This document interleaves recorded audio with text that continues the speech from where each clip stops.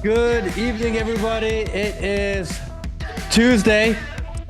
It is 10 p.m. My daughter is walking in the room while the stream is going. Baby, please don't come on the stream. And I know, baby, but we're live right now, baby. You can't, no. No, baby, can you please take her? I'm sorry, everyone. We're just going, and my daughter's running in the background. There, she crawled out of bed somehow, and I think she wants our dog. So they are trying. My wife is trying to scramble and get her out of here. If I could turn the camera, I would show you. But everyone's kind of ready for bed right now. Good evening, everybody. This is I didn't expect to start that way. That just totally threw me off. Sometimes things happen and you just kind of all out of the loop. Well, this is one of those moments. Actually, it's funny because check in. SARS, everybody. Thank you for hanging out with me tonight. Um, I took my wife and daughter to dinner tonight, and we were coming out and we're in the car and we're at the stoplight. And this homeless guy comes up to the car with a sign. And I'm like, and we're the only car at the stoplight. And he's kind of like really being aggressive, kind of like, kind of like the crackhead type of thing, right? Where you like, start looking at the windows. And my windows are really dark. They're really tinted. You can't really see inside. And this guy is doing this. I'm like, my wife had the roller window down. So I roll up the window. The guy's like all around the car. So I lock the car door because my daughter's in the back. She's in the car seat. And the homeless guy goes to the back seat, the passenger side where my daughter is, starts looking in the window. My daughter is there. She's 3 years old. He's looking in the window, and my daughter, I don't know why, she rolls down the window. She rolls down the window with this crackhead kind of like doing this all up on the window. And we were like roll up the window, we lock it, and like, what the hell is going on here? I'm like freaking out. I'm pissed off. I'm kind of yelling at my daughter. My wife's yelling at my daughter, like, you can't open that window. Like, you don't know who that guy is. And it put me in a really weird spot because I am sitting there telling my daughter to not trust people. It's really hard to explain to her that she's 3 years old. How do I explain to her that it is a crackhead, that he's homeless, that it could be dangerous? It's really difficult to explain that to such a small child. But I'm trying. But in the but at the same time, while I'm explaining this to her, I can feel like I'm teaching her not to trust humans, not to trust people. And I don't want her to grow up scared of people. I don't want her to grow up fearful that something can happen to her. At the same time, you have to teach that to them because if you don't, they can get into a lot of trouble. I mean, that was really sketchy. There's crackheads all up in the window, and my 3 year old daughter is like rolling down the window. And I'm thinking, damn, what is wrong with this society and what is wrong with the world we live in that this is a thing? Like, I can't let my daughter just like say hi to regular people. And they say, never relax, Matt. Clarence Thomas. She said, yeah, I can't relax. At the same time, I don't want to teach my daughter to distrust. I don't want her to grow up scared of people either. She's 3. And it's so easy to like instill in their minds these weird things. And my daughter saw us freak out yelling, and she next time she sees a stranger, I'm like, say hello or whatever else. And it's not a bad situation. It's very likely that she's going to be scared or she's going to be distrustful. And I don't want that happen. I don't know where I'm going with this. My daughter came in. It just happened maybe 2 hours ago. I'm thinking about it. But she's 3. She shouldn't have these worries in her life. We shouldn't have random crackheads going up to windows and cars at something is not right. That's why we didn't really have a title. We didn't really have a theme for today. And I was thinking about it and I was like, man, this is kind of a problem that I have. This is something that I'm thinking about on a regular basis on what I can do to teach my daughter to navigate the world at the same time, not to overly trust anyone, but at the same time, also learn to trust people. And trying to figure out this balance, this nuance of this ever changing world and society that we live in, it's not easy actually. But I've been thinking about it, which kind of comes to the theme of today. What's your problem? What is it in your life that you're thinking about on a regular basis? What are the problems in your life that you're dealing with? Because I feel like as we grow as a community, I think it's good to take a moment to kind of help one another. And I have this really unique ability. It's the only actually special skill that I have. The only thing that I have is I have an ability to see a problem and naturally see it from various angles. It's the only thing I'm actually good at. I'm not an overly organized person. I'm not an overly hardworking person. I am not, I guess it's relative. I am not overly smart. I'm not the best with my words. I'm not the best communicator. But what I am good at is seeing a problem and being able to identify what that problem is and identify solutions to it from different perspectives, perspectives that maybe you have not considered before.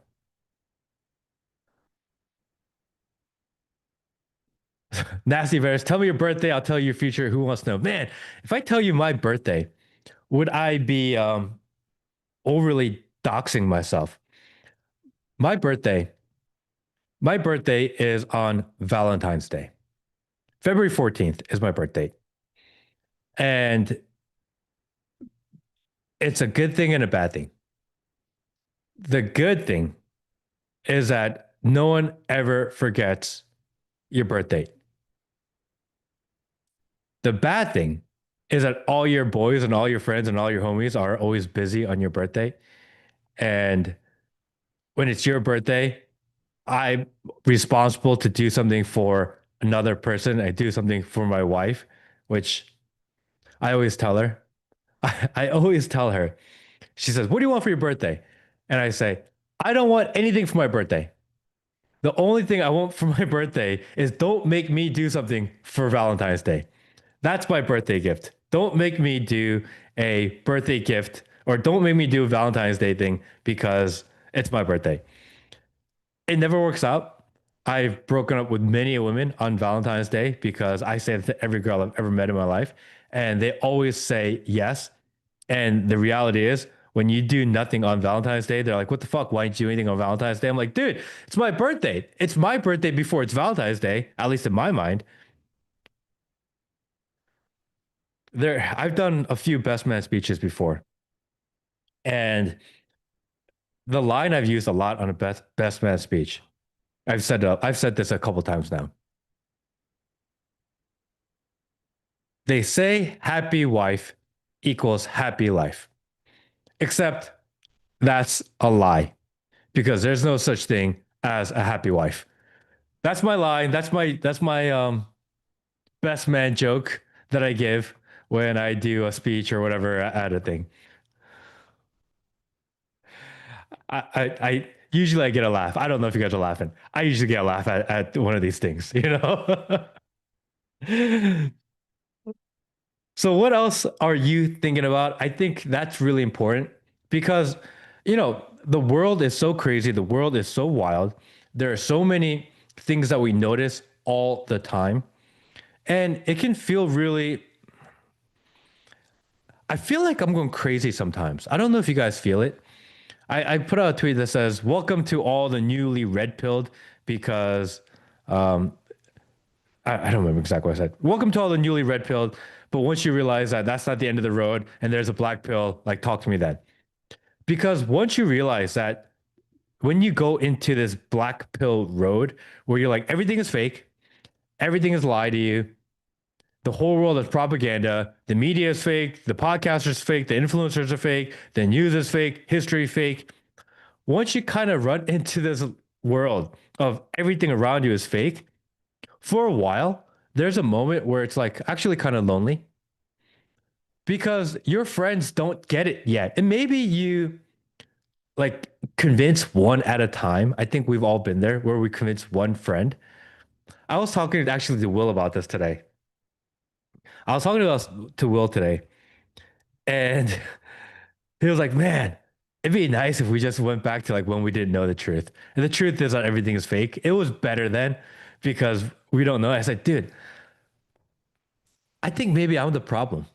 You know, maybe you didn't feel like this. And then now that you've been around me and you hear me talk about these things and I tell you all these, intricacies in the world that I notice, and now Will's like super awake and he's like, oh,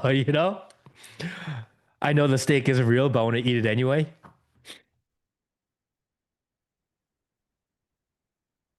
But it's not easy, you know? Dio says, I'll be starting my family soon. I'm honestly worried about raising a child in a world I did not grow up in. The world between now and 15 years later will be significantly different and more different than the world we live in now between 15 years ago. If you just if you just try to remember what it was like 20 years ago, there was no iPhone. We didn't do the social media binge doom scroll as much as we do now. We actually didn't realize that the world was all fake and gay. Like we didn't know. And maybe it was just as bad. Maybe it was always like this, but we didn't know. But now that we do, it's really hard to unknow. It's really hard to forget that that is, or it's really hard to look away. It's like once you know, you can't unknow. And in 15 years, it's going to be even more extreme. It's going to be more on the other side. I think it's really important to realize that it's that you need to teach your children critical thinking. I think that's going to be the most important skill available is how do you think for yourself? And I think that's why we do this podcast. This is why we do the show. This is why we have these conversations because critical thinking will be the most rare thing in the world, the most rare attribute, skill in the world, and value is in scarcity. And it's going to be the most rare, meaning it will be the most valuable.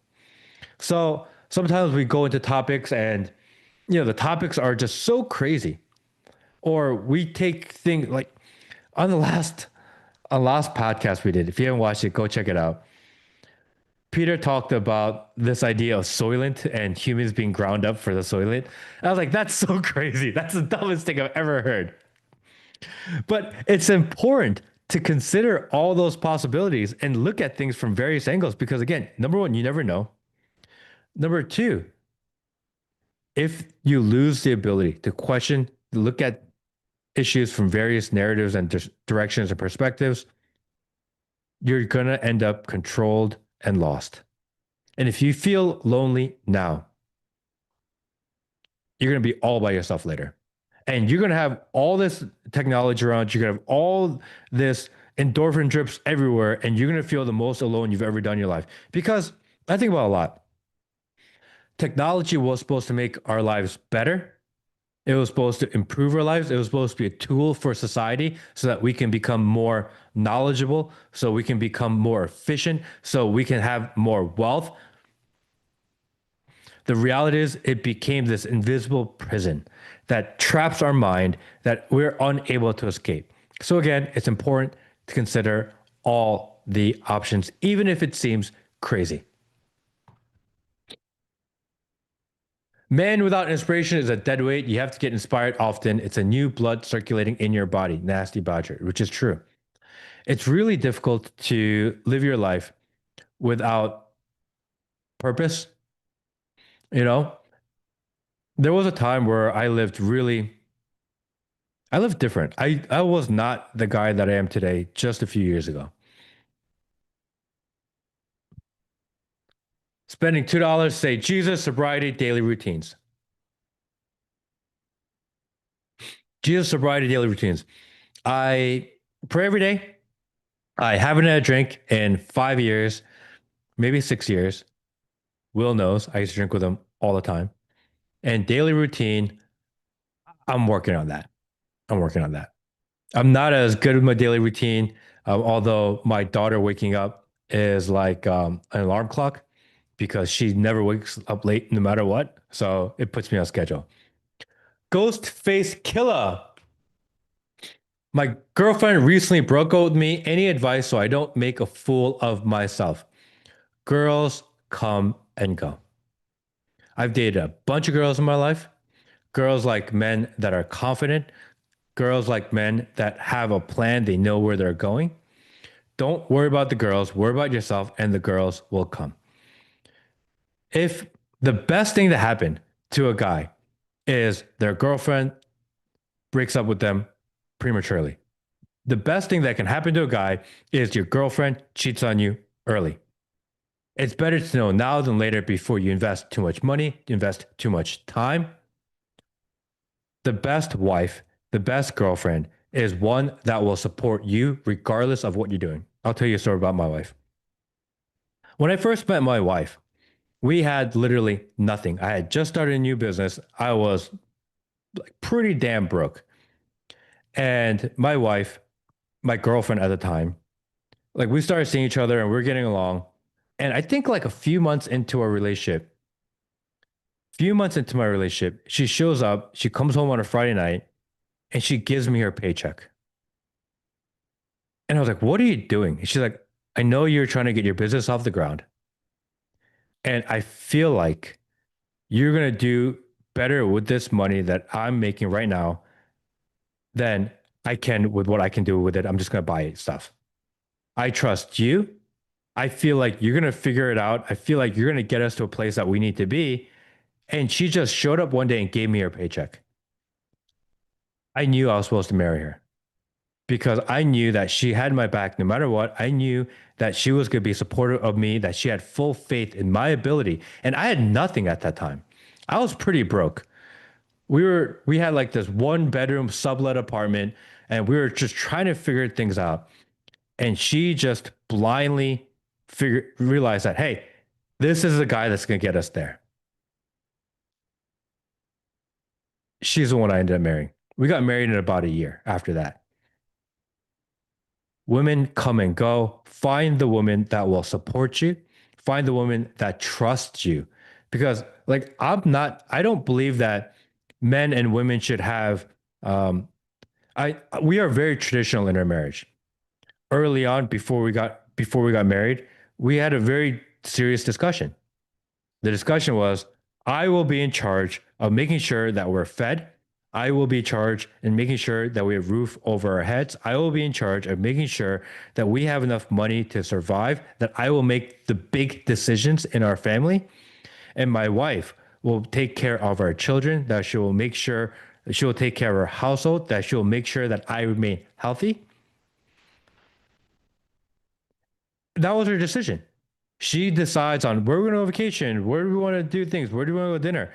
If it's a big decision, then I have final say. I don't believe in 50-50 in a relationship. I think it's actually impossible. I think 50-50 in any relationship, whether it's business, friends, marriage, relationship, anything. 50-50, there's no such thing. At the end of the day, one person always has to decide. Because if it's 50-50, there are too many opportunities in life where it comes to a complete impasse and there's no decision made. You can't get stuck making a decision. You have to make a decision and move forward. The only way to make that happen is that one person has to have final say. We had to have that discussion. We've made that decision. And collectively, we decided that I'm going to do that. And it works for us. It works well. And she gives me shit all the time. She busts my balls all the time. She's really difficult to deal with all the time. But when shit hits a fan and a decision needs to be made, I make the decision. It's just the way it is. But these are conversations that you need to have with your spouse. These are conversations you need to have with your significant other. And if the woman that you're trying to date, that you've been dating, you're going to marry, if you don't have this conversation, life's going to be really difficult. That's what I believe. Long way to say, if you're broken up, move on. You're good without her. You'll figure it out. There are plenty of women in the world that want hardworking, qualified, determined, purpose-driven men. Be a high value man, not in that I'm not one of these be a high value man, make a bunch of money. I don't think that's it because there are a lot of very unhappy people with a lot of money. Have purpose.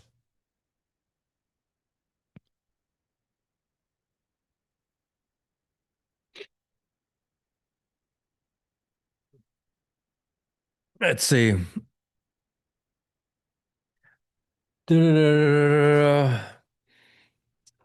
Well, why can't you find a woman who's not? I think my wife's really pretty, actually. I don't know if you're talking about me or not. Um, Marry a woman that gives you her paycheck seems pretty good advice. It really works out well. Uh, and well, she hasn't worked in about 7 years, 8 years. So I made it up to her. It's my responsibility to make sure. Do you think America should leave all the military bases they have in South Korea, let Korea deal with Korea? I think that's interesting. I think that the new president of Korea said something interesting. What he said was people have to realize that physical war and trying to trying to the number of troops that a country has no longer dictates whether or not a military is powerful because it is not just man versus man any longer. That military has to be more than just number of humans there. That it has to be a psychological war, that it has to be a technological war, that it has to be other types. And I think that's true. I don't think Korea needs the United States there any longer. I don't see this. I They have one of the largest standing armies in the world, actually. There's enough people there. Every single man has been to the military. Their reserve is something like 3.2 million people. The only thing they lack is nukes. I believe they're trying to get them. I don't know if that's a good thing or a bad thing, but I think that America, from the American perspective, I think America should take care of America. I think American troops should stay in America unless there's something active going on. I am not big on this America as world police. I think that model we've seen through that model that it is extremely expensive, that all of our tax dollars goes to military to save and protect other countries. I don't think we need to do that any longer. I think there are other ways to do it. We have the ability to oversee and monitor what's going on in the world without physically sending troops there and spending so much damn money. It's possible. The only reason they do it is because it makes money.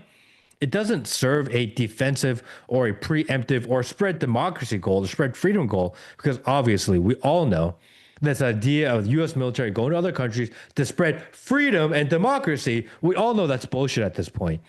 So why are we even pretending to do that any longer?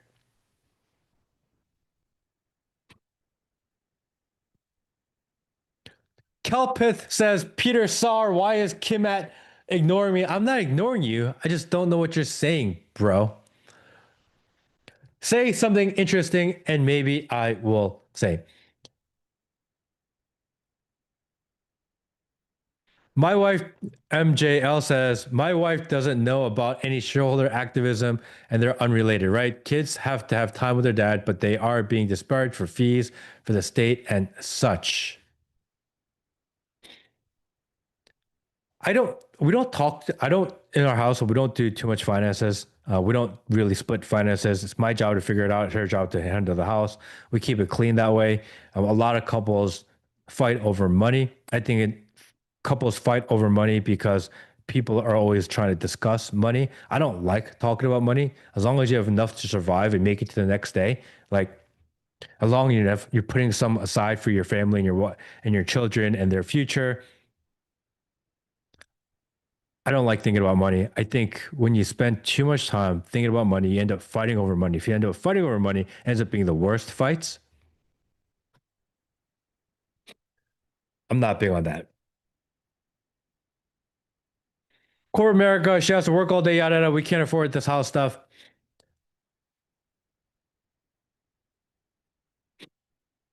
Corporate America,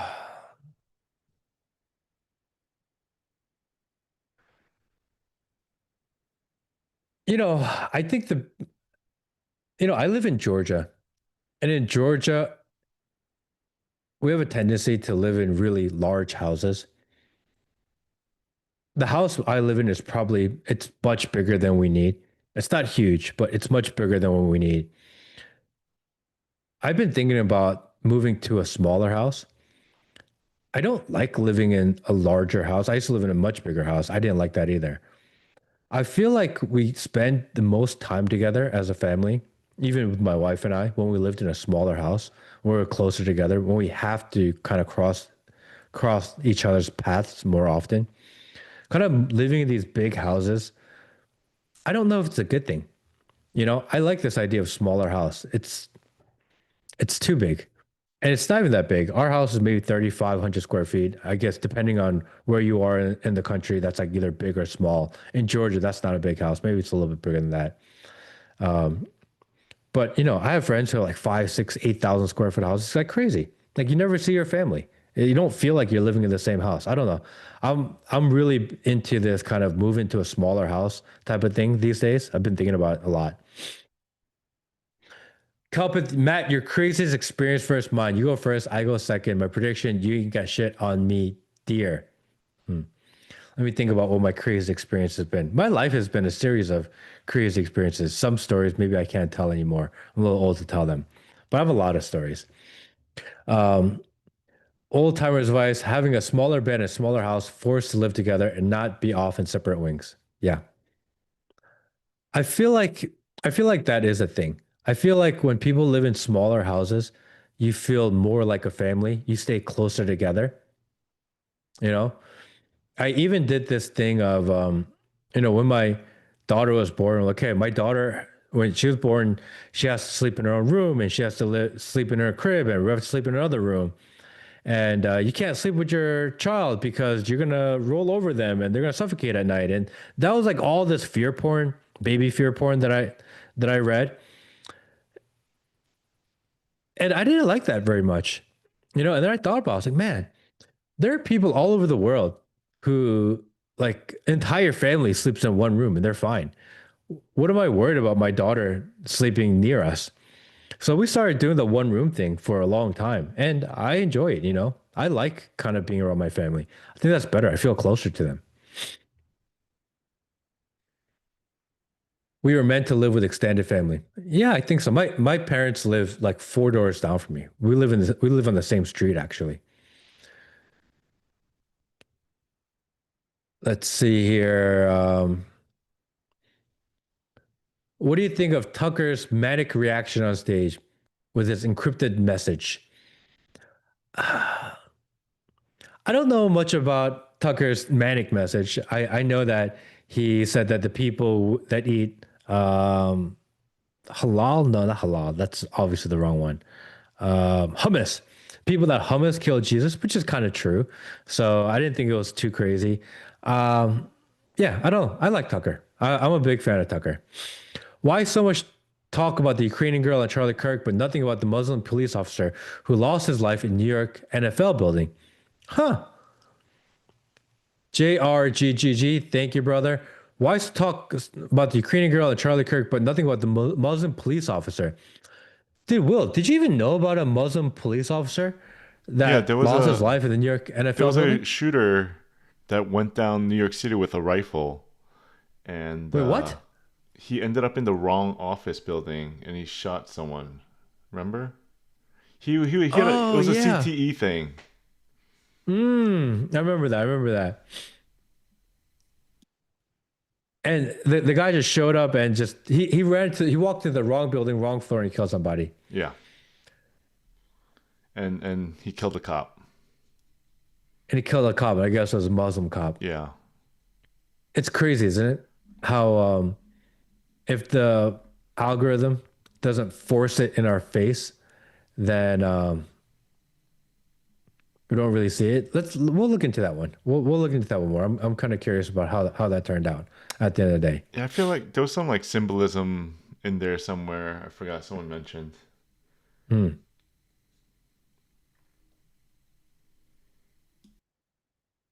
Let's see here. Is Fuentes being the most famous man on the internet totally organic? I watched Fuentes on PBD today, and we watched the whole thing. I watched it with Will, and number one, he totally did like this Minect ad read, which was kind of gross. Um, and number two, it was like 2 hours of Patrick Bet David like lecturing him and like, oh, you're the young guy, and let me tell you what it's like, son. And I didn't like that. I think that I understand that Nick's a nice guy and etc. But he's bigger. I think he's bigger and more impactful than Patrick Bet David. I actually think Patrick Bet David's a cuck, and they tell you like his channel is literally value entertainment because it's value entertainment. It's not actually providing any value. And I know a lot of people that have worked for him. They just say he's just not a good person at all. Like people have just the worst things to say about him.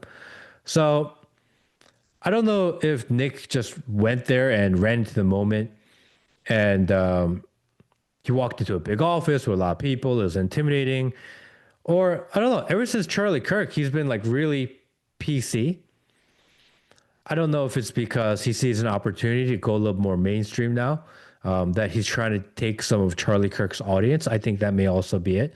Maybe he's making a play. Maybe he wants to get into politics, so he's trying to tone it down. But I liked it better when Nick Fuentes was more unhinged, when he was more genuine, I feel like, or when he was rage baiting. This kind of polished, political version of him, it's not as cool. It's not as fun. It's not as entertaining, you know?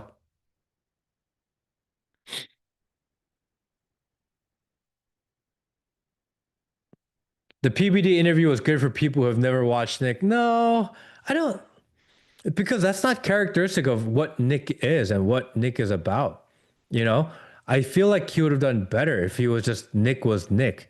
And I think what I'm pretty sure what Patrick Bet David was doing was he was trying to draw in Nick's crowd, see, so that he can, people will see Patrick Bet David for this first time.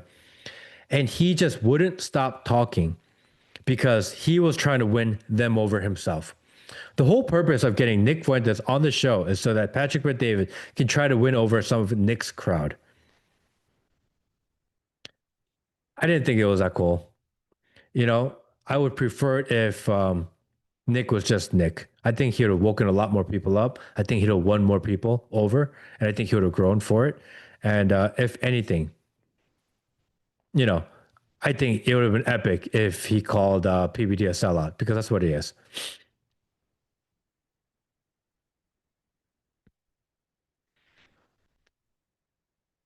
Imagine Grover's hanging out with PBD types. That'd be hilarious. Yeah, it's just, I don't know. Nick and Hashem was very, yeah. PBD was bandwagoning. Yeah, for sure. He's hoping to pick up some group reviews along the way. And he's like, oh, look, I'm the adult in the room. Bro, no one wants to see the adult in the room. It's fucking boring. Why don't you interview Netanyahu again? You know what I mean? Well, it got us to watch the episode. That's true. Hey You says PBD just wants to be famous and rub elbows with elites. He admittedly pays for a lot of guests. I recommend Glenn Greenwald's interview with Tucker.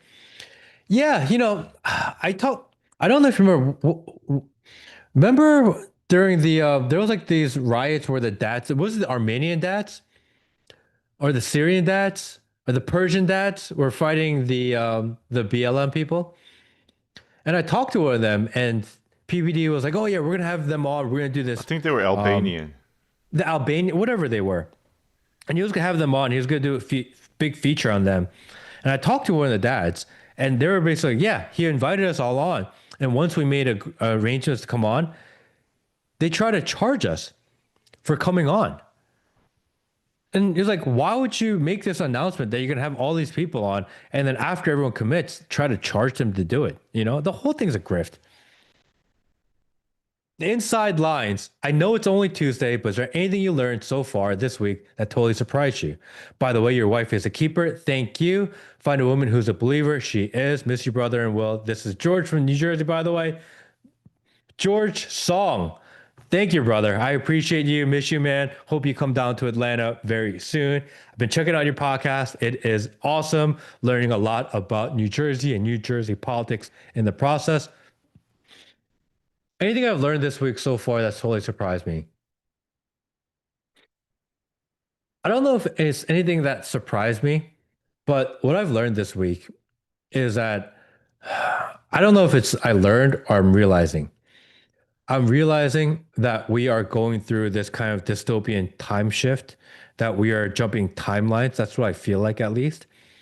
I feel like there is this element of control and surveillance that's getting thicker than ever before. I saw Trump today at the UN, and he was like, "Oh yeah, we're gonna roll out this program, this AI program that we're doing the monitoring for nuclear and other militaries." And I'm thinking like, great, Palantir and those guys just got a huge contract again. I saw him, I saw him tweet about something about Russia and how Russia is being weak and how it should have been over in a week and all this. And I'm reading this tweet going, Trump didn't even write this. Trump is no longer writing his own tweets. I don't That was a cool thing about Trump. The 2016, 2017, 2018 Trump, you knew at nighttime he's sitting there and he's writing his own tweets. He's going unhinged. He's a little crazy, but those were his words and his ideas, and it's nuts. This is not the same Trump. He has like tweet writers now. He has people talking on his behalf now. He has people writing his speeches. And I saw this. If you go on X, you can find the picture of that someone took of him in front of his speech that he had written down at the UN, and it has like these M dashes in it. And I'm thinking, people don't use M dashes when they write in real life any longer. Like it's not a thing actually, meaning that they are literally having AI write his speeches. And I'm thinking, what the fuck is that? Even the speeches by the president of the United States are written by AI now. It's crazy. How do, how do they not have like real speechwriters? How are they letting How is the president of the United States going in front of the UN and the General Council, giving a speech, and everyone say, "Oh, this speech was amazing. This was so based." He told them, like, dude, AI wrote it. He read an AI written speech. I don't have AI write my shit. How can I write him? How? It's crazy.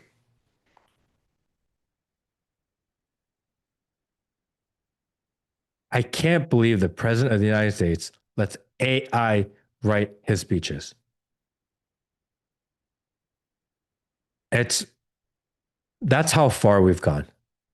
People don't even the leadership don't pretend to have original ideas any longer. Even that, AI is writing and doing their work for them. Like, what do we even need them for? It's bullshit. It's crazy. It's crazy. Jared Kushner is writing Trump tweets. Sebastian Gorka, who's like this big Zionist, warmonger. I believe he writes a lot of his speeches and his tweets. The staff write his tweets. I think everything runs through AI. It's crazy. Like nothing is real. GPT dashes, yeah, and dashes.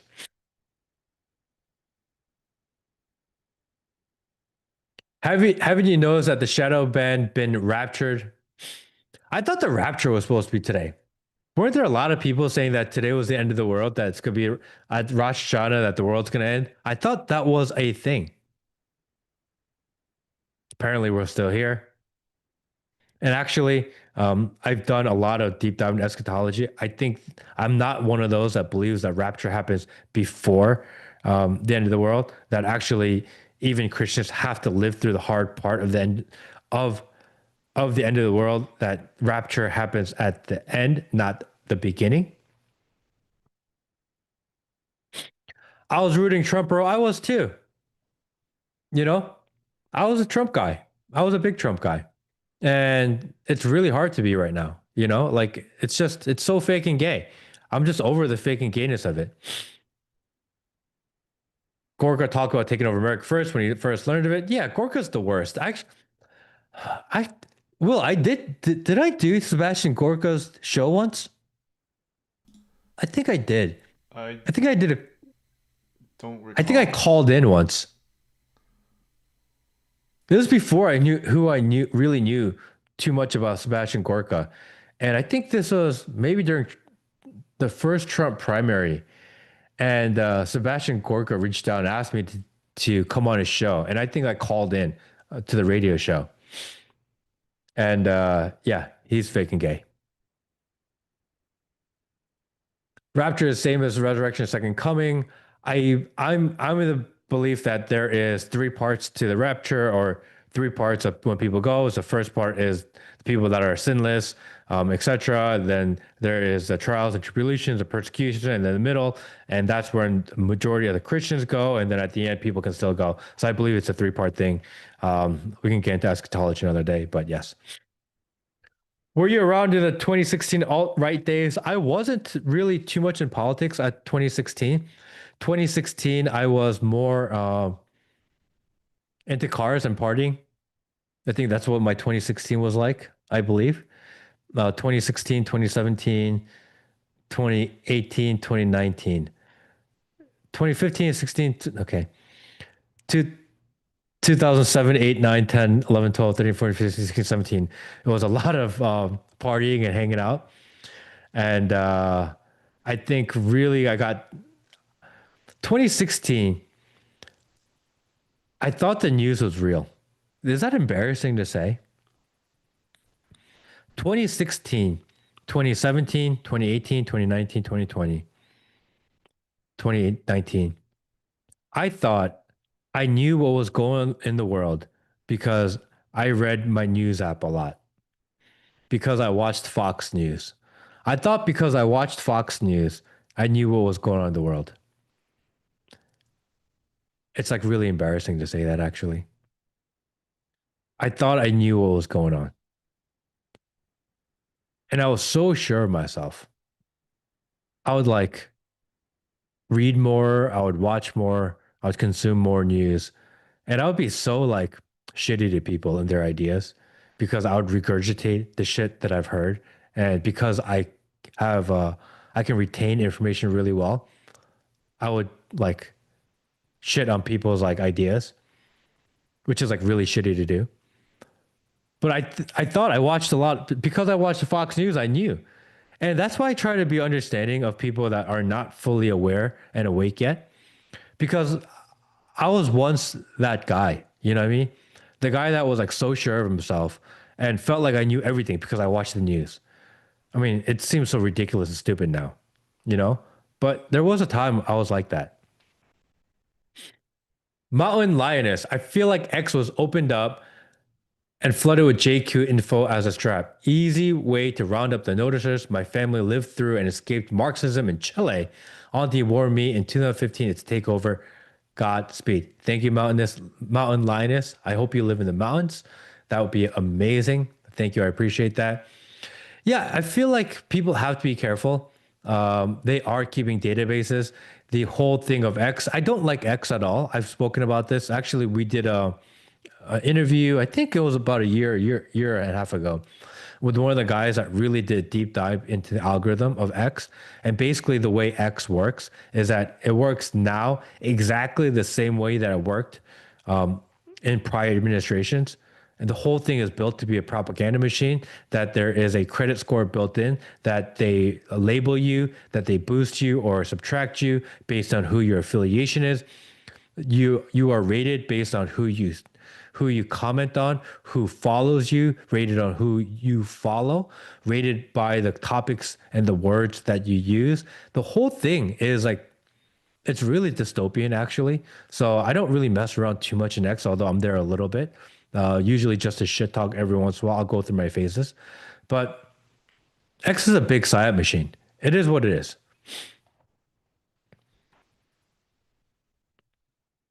Let's see here. Let's see here. I was a Q dude that Mr. Big says, I was a cute dude that thought Trump was saving the world. No lie. Boy, was I wrong. Dude, I think it was last summer, maybe a year and a half ago. Maybe a year and a half ago, I went into this I started reading and learning a lot about Q. And some of it was pretty interesting, you know? And it feels like they get some shit right. And I'm like, fuck, there may be something to this. I mean, now I know better. The whole thing is a psyop, and they know it's a psyop. And I know for a fact that Dan Scavino, who leans into the Q the most, he's like their dedicated Q guy. He does that intentionally. He knows exactly what he's doing. I know too much, guys. I've seen and been around enough of these people to know exactly how this shit works. And I know some people are like, no, Matt, what do you know? What do you know? Dude, somehow I found myself in a lot of these rooms, and I think they thought I was going to join in with what they're doing. I just can't do it.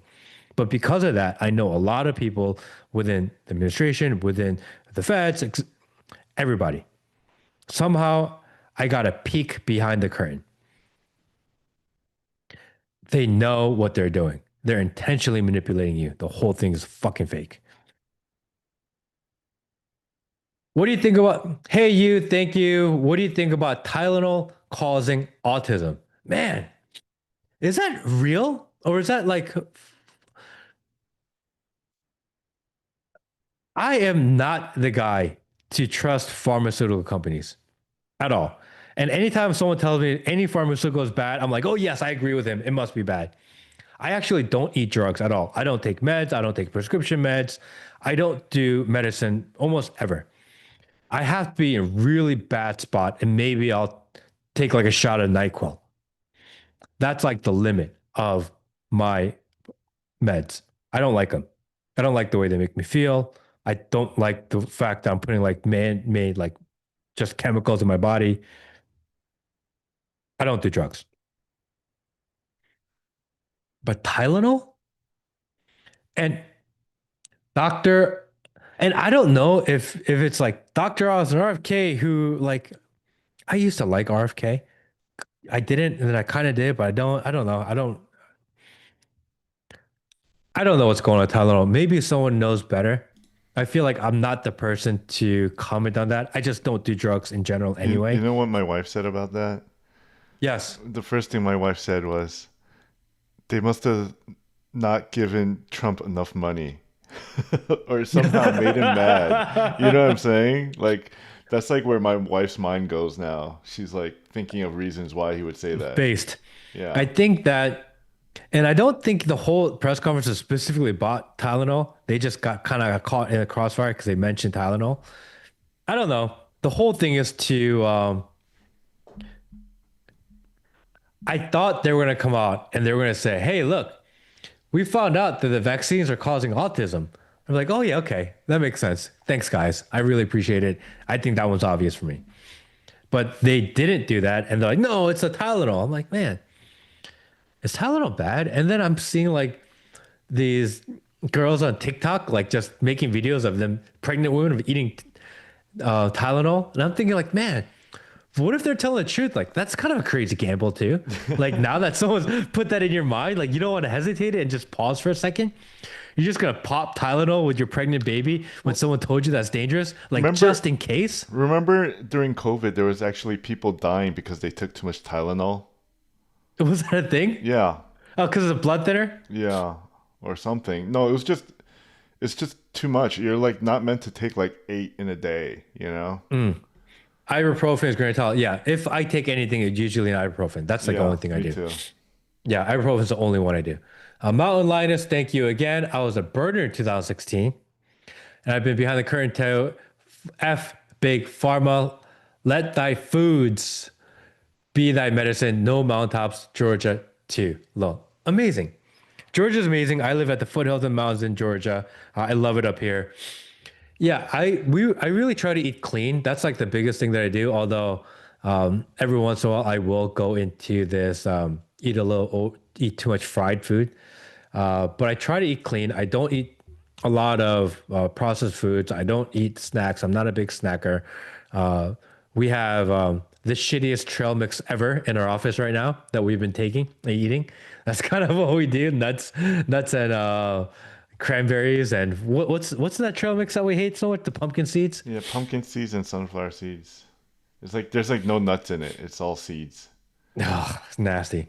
But we eat that. We eat trail mix. Hey, you says Tylenol isn't big pharma though. It's acetama, acetaminophen, acetaminophen, acetaminophen. Available at the dollar store. I'm skeptical that they move the target away from vaccines. Yeah, I don't know, man. I don't, I wonder if Tylenol is going to sue the administration. That I'm really curious about because Tylenol's been around a long time. And if they don't sue, then I think that's actually sketchy because they totally put them on blast, totally put them in a really bad spot. So we'll find out if Tylenol can prove that they're safe, they should sue the administration. If Tylenol does nothing, I don't know if I'll take that shit. You know what I mean?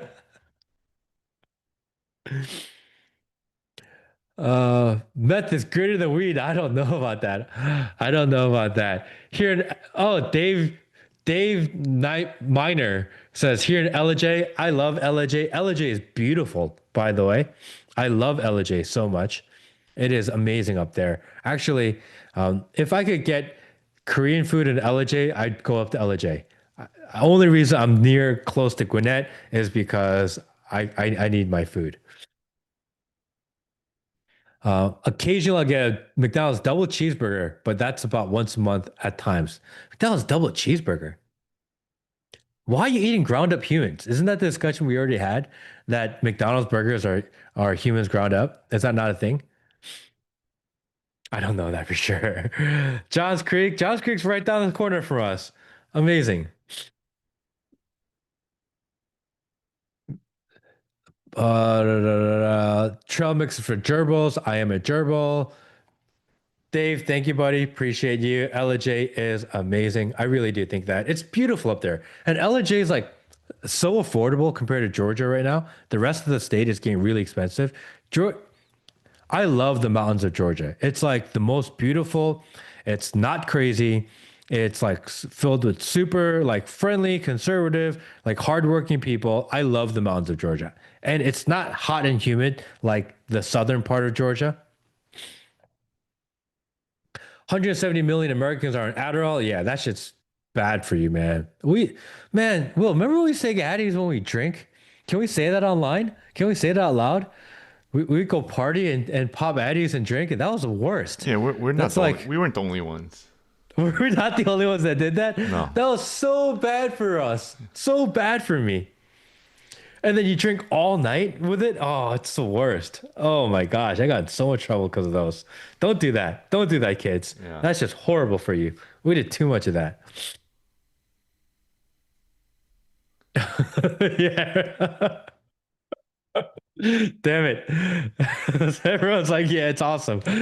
Sweaty palms. You can't feel the alcohol, Daddy. Damn it. Dude. We're like, dude, those are wild times. Those are wild times. Uh, let's see. That's funny. Yeah. Stop smoking weed. I used to smoke weed back in the day when I was younger. Don't do that anymore. I haven't smoked in years also. Um, I don't think that's actually, it was more interesting actually when it was like really illegal because you didn't like, it wasn't everywhere and people kind of did it at home and it was just a thing. But now that it is everywhere and it's so strong, I don't know. I can't do it. I can't do it. I can't smoke. It makes me like kind of paranoid. You know what I mean? Like I didn't used to, but it just gives me the spins, you know? It's if I smoke before I try to go to bed, because some people say smoke before you go to bed. Like I can't fall asleep actually. I can't fall asleep at all if I smoke and try to go to bed. So I quit weed at 26. It was a really bad habit, made me neglect my business. Yeah, like I don't know. I've always when I used to smoke, I used to be like kind of productive, meaning I could like do things. That's like the rarity of what I did. I also don't get munchies. But for some reason, as I go older, like that thing, it didn't work out for me that well. And I don't like to eat it, like the gummies. Getting high from eating really like trips me out. It really like bugs me out. Worst part of weed is that it makes you content with being bored. Yes, that is the worst part of weed. That you are happy to do. It makes you happy to just stare. I still buy mine illegally. Thank you. That's the way to do it. This whole like, and I liked it better when you went out in the cities and it didn't smell like bud everywhere. I don't like that anytime I go to a major city now, everywhere I go, it smells like weed. It maybe more because I don't smoke, but even if I did smoke, I still don't think I'd like it. You know, like people, like you go to anywhere you go and people just, it, especially if you go near like the cities, everyone's got like the stale weed smoke. Like everyone just got done hotboxing the car, you know? I'm like really sensitive to like smells. And dude, can I tell the story? Can I tell the story, Will? Fuck. Okay. Probably I'm gonna not tell if it. you're asking me. Yeah, probably not if I'm asking. When I was in college, when I was in college, we had this bright idea of growing our own weed. And we got one of these hydroponic things and we made it. And for some reason, there was an instance where the building and the apartment I was in where we were growing it, they were going to do like a maintenance check and they had to come into our apartment. And this was like in college where it was still pretty illegal. So I'm freaking out. I'm in college. I don't want to get expelled. We're like growing weed in our room. So I took this machine, this hydroponic setup, and I moved it to a friend's house. She lived in like this townhouse, and there was a basement. So I moved it to my friend's basement. And I'm like, okay. And can I keep it here for a week? And she's like, yeah, you can keep it here and you know, whatever. So I put it there. And she calls me. She's freaking out. She's like, our maintenance guy is in the basement right now. And your machine is there and your weed is growing. And I'm like, fuck. And she's like, freaky out. Fuck. She had a blind maintenance guy. She had a blind maintenance guy. I don't know how that works out actually, but he was like blind and he had someone else walking him. And but somehow he goes down to the basement. But the maintenance guy was kind of And he blind couldn't smell either? and he never said anything. And I'm thinking, this story actually is so crazy now that I'm thinking about it now, because it's a true story. How did she have a blind maintenance guy?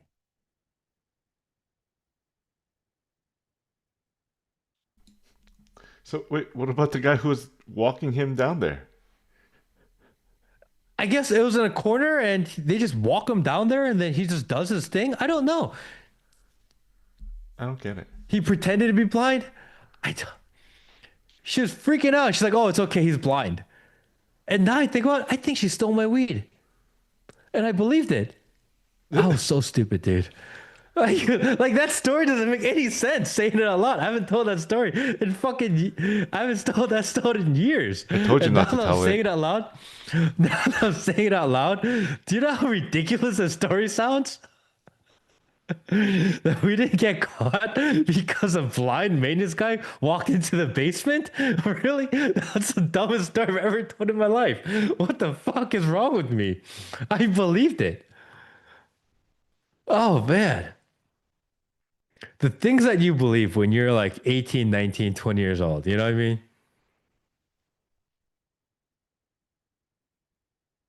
That's crazy.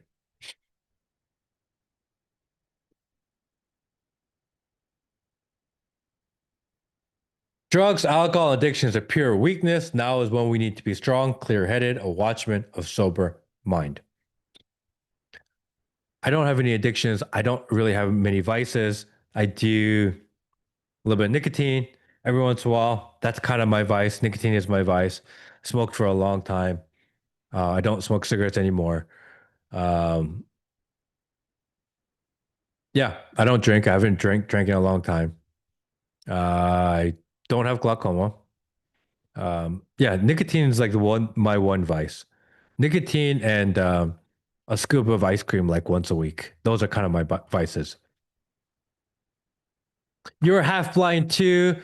You know, I wonder, well, is this a thing? Okay, this sounds so stupid because like people make jokes about this like all the time. But I was really curious.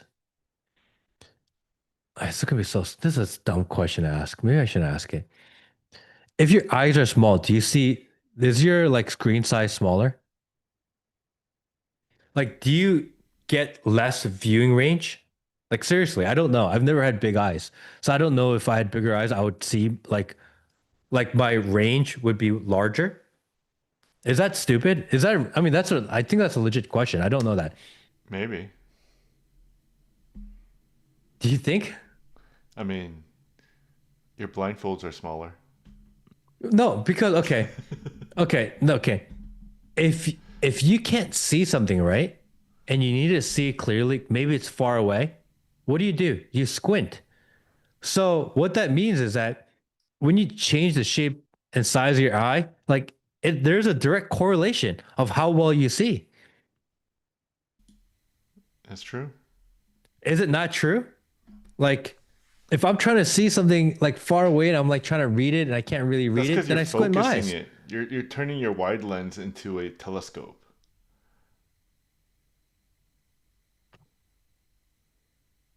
Now you're making shit up. That doesn't make any sense. What do you mean? That's why you squint. To you're making the lens size smaller. I don't know if that's true. I don't know if that's true actually. I think changing the because okay, if you're trying okay, anyone ever play baseball? If you're trying to hit a baseball, like you don't you don't want to squint your eyes. You want your eyes to be big, right? You want to open them wide up. So how are you going to say that the opening of your eye doesn't affect how well you see? Fucking legit question. It's a legit question. Johnny One Place says you sound like a stoner right now. Stoner thoughts are coming back. It's so funny. I,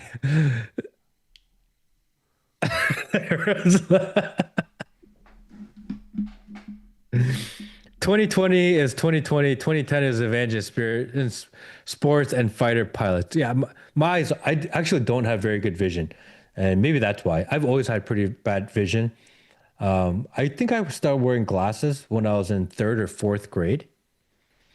And my eye is negative 5.5 and negative 6 or what vice versa or whatever. Because I've always had bad eyes. I wear contacts. Oi, Dirty Shinobi says, Matt, smoke a blunt with me and we'll ponder. I feel like we can go down this rabbit hole. I feel like I'm right on this. I feel like the amount of it sounds really ridiculous. All right. Do you see better out a window that has the shades closed? Huh. Well, I guess it's the focus thing. I see it through walls. Interesting. We're going totally off the rails here. Totally off the rails. I've told people, I think I've told my LASIK story before. Have I told my LASIK story well? I don't think so. I think it was like maybe 6 or 7 years ago, I I, decided I was going to get LASIK surgery done because I have bad eyes and I wanted to correct them so that I don't have to wear contacts anymore because I wear contacts. So I went to the LASIK specialist, eye specialist, and I paid and I set an appointment date and I went to go sit down. I went for my appointment. I'm sitting there, I'm laying in the chair, and the doctor comes out. And I'm like getting psyched up. I'm ready to go. Like, like they're about to like cut my eye open. So I'm like hyping myself up for it. You know what I mean? Like, all right, let's do this. I got this. I got this. And the doctor comes up and he's like, Matt, I'm sorry, but we can't do this procedure. I'm like, what? I'm like laying there, I'm like ready. He's like, your eye sockets are actually too small, and our machinery, it actually doesn't fit in your eyes. So we can't do the surgery. And I had to get up and leave. That was it. That was the whole story. And my wife's thinking like this motherfucking racist. Like he just told my husband that he can't do LASIK because his eyes are too small. But it's like it's a thing. So I still wear contacts.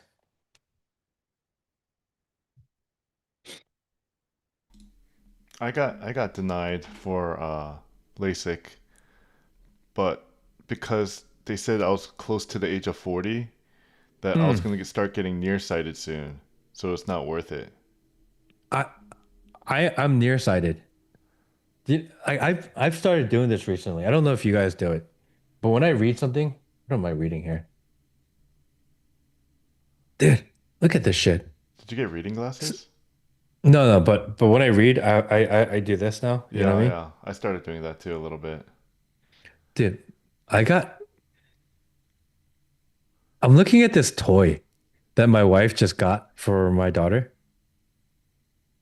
and it's supposed to be a kind of a piggy bank.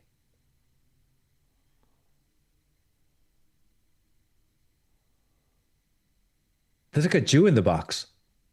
Look, you put your coin there, and this guy pops out, and you put your coin there, he pops out, and he grabs the coin and he pulls it inside. That's what this toy is.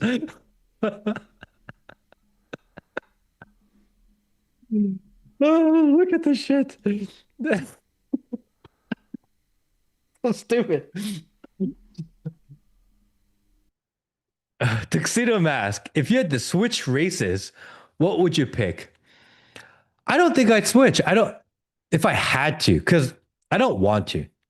I like being Korean, and I don't even say I'm Asian because I think Asians are different. I mean, all Asians are different. I think the whole Asian thing is weird. Um, I like being Korean. I like Korean food. Um, I like that we don't smell. That's like a big, really big plus for me. I definitely don't want to be Isar. Um, hmm. If I had to pick another race, if I had to, what would I be? Man, I don't know. Well, I don't think I'd want to be born black. I don't want to be born like Indian. I don't want to be born brown. But, like white people have their own problems and struggles. You know what I mean? Italian, Swedish. Oh, maybe being Swedish would be cool. It's like pretty chill, and the women are really hot, and there's like not all that much going on in Sweden. It's like they say it's dangerous, but not really. Like I'd rather be Korean, but Swedish isn't bad. Swedish, Norwegian, maybe something chill, maybe Their their a food lacks chill flavor, European. That's true. Their food kind of sucks. Um, and you like spicy food. yeah, maybe I'd be Mexican, dude. Yeah, If I had to be something else, oh, can I be a white Mexican? Maybe a that's the light play. skinned Mexican. Yeah, white Mexican. That final answer. If I had to choose another race, and I had no choice. I had to choose another race. I had to, no matter what. White Mexican. Final answer. Lock it in. Push the button. Take my coin. Dude, look at it. It's called a mischief saving box. How crazy is this toy? It's called a mischief saving box. You put a shekel on the box, and this blob comes out and takes your shekel. I mean, how many coins do people have these days? It's like worthless now. It literally does one coin at a time. It's like, and you gotta just put it there and you take it, you know? Yeah, but who the hell has coins these days? Well, look how big the box is. It's not for a lot. Yeah. If I find the toy, I'm gonna put it on, I'm gonna bring it to the podcast. All right. I'll bring it to the studio if I can find it tomorrow. Although I think I gave my daughter one shekel, so she has one shekel in her box.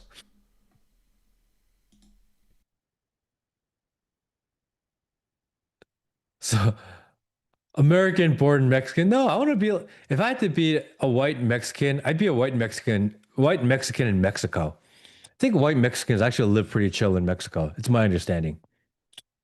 You know, people who live good lives in Mexico live good lives in Mexico. It's like pretty based and pretty chill down there. It's not like crazy dangerous as we're told. Um, the weather's nice. They got good food, a lot of space. Maybe a white Mexican final answer for sure. Ooh, French Vietnamese. I don't know, man. Vietnamese. This shit's hot. It's too hot in Mexico. There's like some places in Mexico, like in the valleys, that aren't actually that hot. Weather's actually much more mild. Um, you want to be a tall and white Latino. It's like being a demigod to others. It's crazy.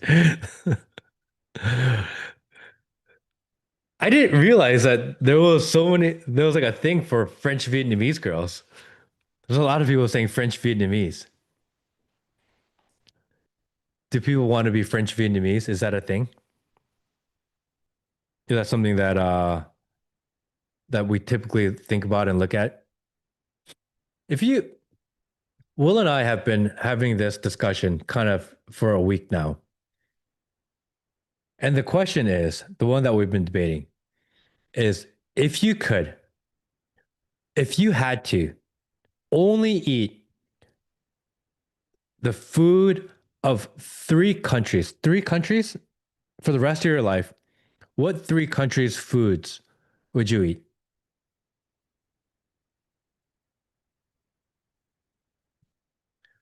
And I feel like, well, we said three and then we said two. I think you have to remove USA because USA food is really kind of on top of all other countries' foods. Like there's not a lot of uniquely US foods, although I guess like chitlins and grits. But outside of that, like hamburger isn't really American, pizza really isn't American, spaghetti really isn't American. So you got to remove the American because it makes it also not as much fun. It's too easy. What three countries' foods would you eat? We've been struggling with this one. It's not that easy. Wow. Ethiopian, Tahiti, Hungarian food. Dude, look at the list of countries' foods people would eat. I'm not a fan Some of of these were never Ethiopian food. Lebanese, Ethiopian food. Ethiopian food good? I eat No, a lot of they different use types of like food. a wet spongy bread to mop up like their vegetables in this white weird like It's a lot of spice. really unique France, Japan, Mexico, tuxedo mask. That's a good mixture. That's not a bad mixture. I Yeah, don't mind that. yeah, they cover a lot of basics. Mexican, Chinese, Italian. Well, well, I have to eat Korean food because I gotta eat Korean food. Like I eat 80% of my meals are Korean. So I have to eat Korean food. I think Korean food's the best food. And if you guys want, maybe we'll introduce Korean food one day because I feel like I even watch like the food YouTubers eat Korean food, and every time I watch them, like you guys are eating it wrong. Should we do a vlog from like a Korean barbecue place? Yeah, like actually show people how to do it Yeah. because I remember I took a couple clients I had a long time ago to a Korean barbecue restaurant, and we're talking like these two white guys in their 50s or 60s from like the mountains of Georgia. They're like some hillbilly, like guys, just Georgians. And I convinced them to go to a Korean barbecue with me. And they were like super sketched out. This was before Korean barbecue was like kind of really popular. Super sketched out. And they bring out the doenjang, which is fermented bean paste. And they're looking at it and they're like smelling it. It smells like ass. And they're looking at me and they're like, dude, what the fuck, Matt? There's no way in hell we're gonna eat this. It smells like ass. And they're looking at me, they're looking at it. They're like, dude, just try it. Just be open-minded, try it. You may find it interesting. He takes a spoonful of it, throws it on top of the rice, takes a bite. He literally ate like 4 bowls of rice with just that bean paste. And he liked it so much, he took the menu home. He's like, "Oh, can I keep the menu?" And I asked the people, like, "Hey, can you take a menu?" It's like, and he's like, "Oh, can we get a marker? Because I want to circle on the menu all the things we eat. So when I bring my family with me, we can eat the same thing." I think we need to do a Korean food thing. People don't eat enough Korean food. American barbecue is greater than Korean barbecue. Ooh, I don't know about that. That's ignorant. I don't think that's true. It's not. I think Korean barbecue is better than American barbecue. Korean I barbecue think is that reign supreme. I think Korean fried chicken is better than black fried chicken. Yeah, but they learned it from the blacks. It's true, but it's like better, you know? Yeah. Um, But that's just like American any barbecue is far superior. Wow. We're, if we ever do a meetup, we will take people to do Korean barbecue, and you gotta do it the right way. Barbecue. Hong Kong sticky tofu, no one likes sticky tofu. Natto's. Oh, I can't eat natto. South African barbecue. I don't know about that either. Tri-tips beats cream. No, black fried chicken is better than anyone's fried chicken. Fuck out of here, bro. Bro, there's a lot of black people will tell you that Korean fried chicken is better than black fried chicken. I'm telling you, you gotta check facts. it out. It's a thing. I live in Georgia. This is like Black Mecca. We know a lot of black people. Every single one of them would rather eat Korean fried chicken than black fried chicken. It's not actually that controversial here because there's so many Korean chicken places here. Do food vlogger once a week. We may have to do a food blog once because I think people need to know. Again, I watch people eat Korean food on YouTube all the time, and I can't help but think like, dude, they're just not doing it right. And every once in a while, I'll go to a Korean barbecue place in Atlanta and I'll see people that aren't Korean trying to eat. And the waiters never help them navigate and they're always ordering the wrong shit. And it really like pisses me off because I know it's going to ruin their experience because there's a better experience out there. Yeah, like when they're ordering the chicken bulgogi. They got any halal Korean barbecue spots? No, but what do we eat for? We had halal Chinese noodles today. Yeah. Actually, what's his name? Sean's chicken spot. He used to buy halal chicken for his fried chicken at Mokja. Hmm. Matt, can you educate us on the K-pop cabal industry? The K-pop cabal industry is wild. The K-pop industry is totally owned by actually Jews. They've totally merged with kind of that entire ecosystem. So I'm not a big K-pop guy at all, obviously. But yeah, the system isn't to the K-pop stars that are famous in America and the world are actually not the same ones that are popular in Korea. So like K-pop stars, they're like Blackpink is really popular in America, but they're actually not popular in Korea. BTS was never popular in Korea. So the K-pop that you get in the world is really like Hollywood, major music industry run, and it's not the same that people listen to there. Are you happy? What would make Matt Kim happy? I am happy. I'm happy because I get to do this. I get to hang out with you guys. I enjoy hanging out and talking to you guys. I enjoy doing the podcast. I enjoy spending time with my family. My daughter is like the most amazing thing ever. So overall, I'm extremely happy. Um, K-pop sucks. Yeah. Jews like K-pop. Yeah, they do. TikTok K-pop, Jewish K-pop version is exactly what it is. Um, love you, Matt Stack Skis. Thank you. Love you too, brother, sister, brother, sister, brother. Um, why Korean allow Netflix to show Korean drama? Um, the Korean most countries, not all, most countries, when they run into these American platforms, like you're going on to Netflix or you're making music for the rest of the world, for example, K-pop, K-drama, they're really doing it to the audience of Netflix. So the shows that are really popular in Korea aren't always the Netflix ones because the Netflix ones are really like every Netflix drama has to have like a trans in it, but the amount of trans in Korea is like almost zero. It's not a thing. Actually, people are extremely conservative at totally. So it's more like you're pandering to the platform to make money on that platform. And that's what Netflix wants. That's what the overall Netflix wants you to do that shit. So they do it because they want to make money. It's an opportunity to make money.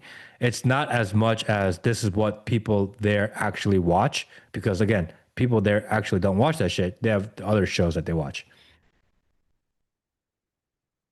Um, how come Asians tend to change their own names when moving to new countries? I think it's more for its pronunciation. It's easier to get along. I was born in the United States, so I was born Matt. That's just the name I was given because I was born here.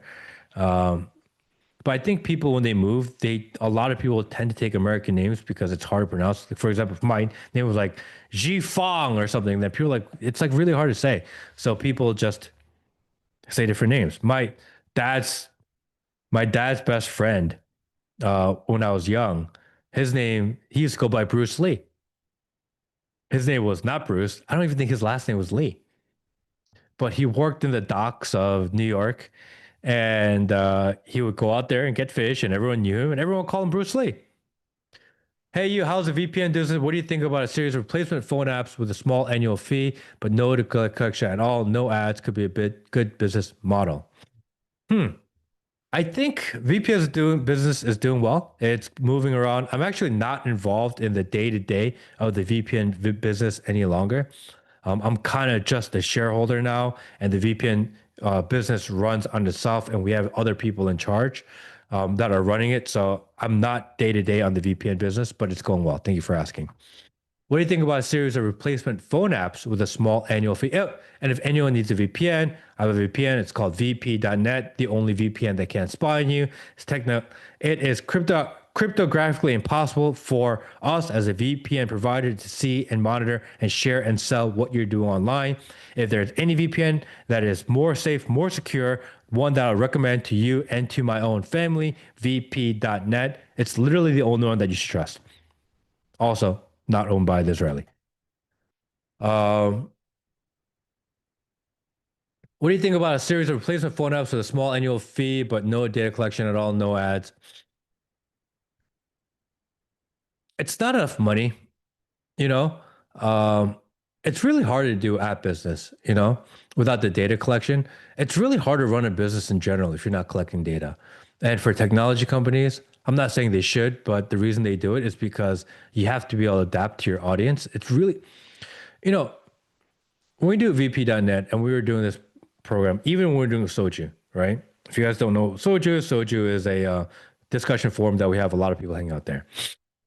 We don't track and monitor at all.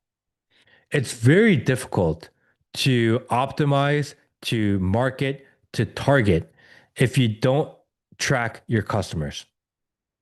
I think it's a better way to do it. It's why we choose to do it because it's a more honest way to do it. But it's actually extremely difficult to do it that way. The best way to do it is to track literally everything about every single person that ever goes to your website and ever engages with your content. And then you know exactly how to target them and manipulate them. And that's what all technology companies are built to do.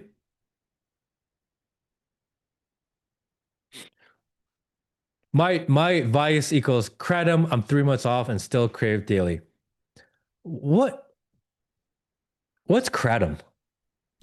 It's kratom. It's like this um unregulated supplement that people have been taking. It's been compared to like synthetic or some kind of form of painkiller, heroin Hmm. effect. Hmm. It's very controversial. 3 months off, still crave daily. Get off that shit. Um, I don't. You don't ever want to be addicted to drugs. That shit's so bad for you. It changes the way you see the world. It changes the way that you think. It takes your away ability to critically think. Getting off of everything. Don't smoke any weed. Don't drink at all. Don't over intake on sugar. I sleep better. I think better. I wake up feeling fresher on a daily basis. Once you clear all that shit out of your system and you go through the kind of fiending part of it, you actually live better. I actually believe that. Despite folks' understanding about the uniparty, YouTubers continue to post as if it's still left versus right, white versus black, Christian versus Muslim. It's increasingly difficult to tell YouTuber from MSM pundit. I agree, Baby Vasa. It's exactly like that, actually. The hard part about it is that the algorithm is built for you to be in a certain lane. The algorithm runs just like society runs, just like government runs. They want the population, they want the watcher, they want the viewer, they want the consumer to be in lanes and categories because otherwise it's very difficult to monitor. If you are a creator, maybe like I am, that is not specifically tied to one specific agenda, one political party, one specific idea, the algorithm has a hard time even recommending your stuff to certain people because they don't know exactly what you're about. They want to show your content to people that will watch your content. That's why it seems like everyone is one side or the other because okay, if you lean conservative and you watch a lot of conservative content, they're just going to give you people that are straight in line with all the conservative ideas because that's what your algorithm knows about you. If you are this mixed bag of I consume a little bit of everything, they don't know what to show you. So that's the good and the bad. If you are very predictable in your online behavior, you will get fed more content on what they think you like, and you will actually probably like it. If you are more independent, you're more of an independent thinker. If you like to see things from different angles, you're gonna have a hard time getting content because the algorithm doesn't know anything about you. This is like the give and the take of all of that, you know? Matt Kim uses Proton Mail despite his VPN not being through Israel. I have a Proton Mail. And it's like the not overly serious one. It's like a catch-all. So yeah, I have a Proton Mail. Like I have well, I have a lot of Gmails. I also have a Yahoo that I still think I use for my fantasy football team, which I don't even know anything about football anymore, but I still have a fantasy football team. I've been in the same fantasy football team for 20 years. So I can't quit it because I have a lot of friends that from 20 years ago that are still in it with me, but I don't watch any football. I don't watch ball sports any longer. So I lose every year, but it is what it is. Actually, did I tell them? I can't tell them. What if they're watching? They can't. I can't tell my secret yet. I'm going to tell my secret if I win. Kratom is also a spice. It's an herb that can shut down your respiratory system if you have a reaction. Huh, interesting.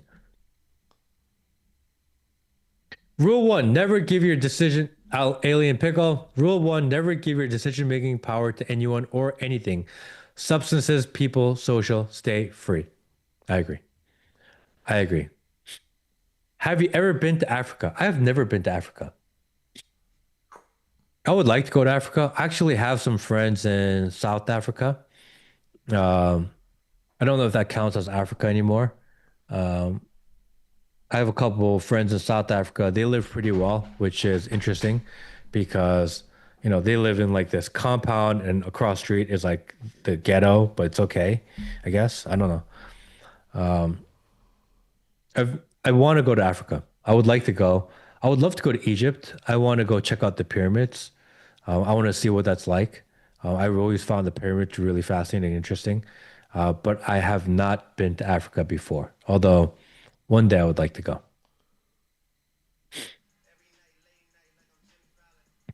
We get the bad rap. I don't think so. I think weed was it was cooler when it was illegal and people were doing it a bit less.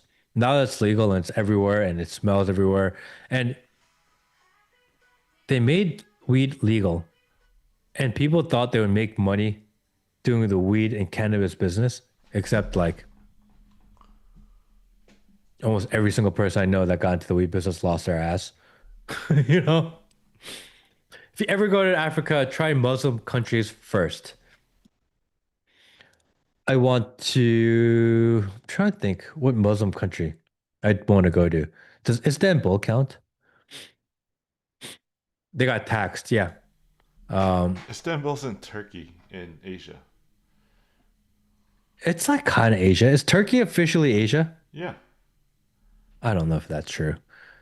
You're making shit up. no, it is. Nairobi, Rwanda, Congo. Dude, I want to go on a safari. There's a safari that's like 45 minutes from my house. We go like at least once a month. We have a season pass there. And we get to go feed the giraffe and play with the zebras and the ostriches and all that shit. I think it's cool.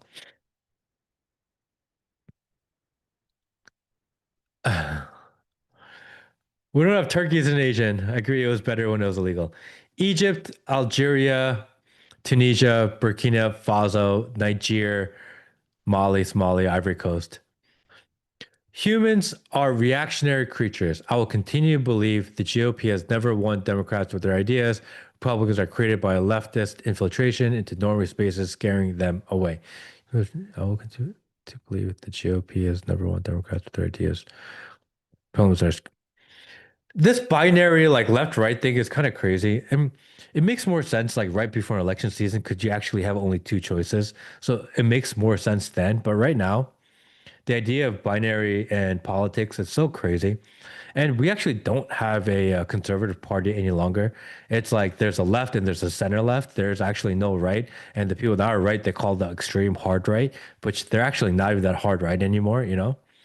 Like the entire right has just disappeared. And everything is like center right, center left, and the center left being the party on the right. It's crazy. Football and pro sports is purposeful distraction for men. It keeps them focused on something that doesn't matter and ignoring what the government is doing. I used to really like sports. I used to watch a lot of sports. I used to play a lot of sports. I used to like watching sports. I knew everything about every single sports player, ball sports.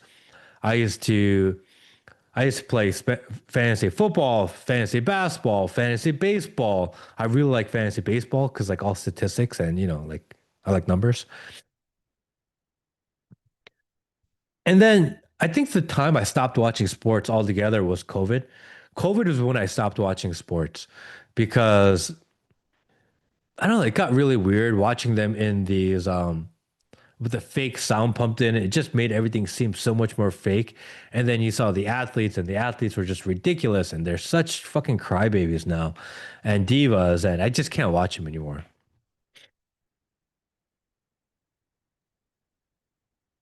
You could open a ghetto safari where you get golf carts and drive rich people through the scary neighborhoods. That'd be hilarious.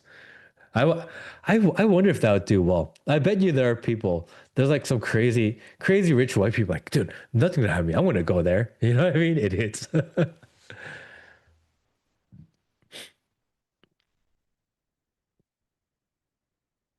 Yeah, COVID is when I stopped watching too. Hey, you says, and I woke up to the reality of what's really going. Yeah, After COVID, it was really hard to watch sports.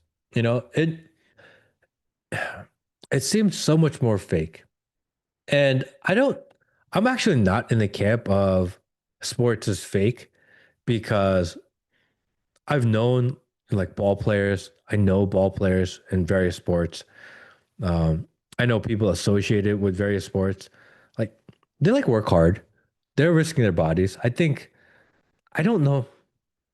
Do I think it's a distraction? Yes. Do I think it's rigged? I don't think so. Um, but I don't watch it. $700 general admission seats and $25 beers. Yeah. After all the players start taking a knee. Yeah. That's when I stopped watching. When it became really cool to take a knee and when when sports started getting like really politicized and like super woke and gay is kind of when I stopped watching sports. It was just too much for me. I couldn't watch it anymore. How come no one's talking about Thailand and Vietnam with the rollout of the Beast system? Yeah, Vietnam started canceling people's bank accounts because they're not doing the biometric digital IDs.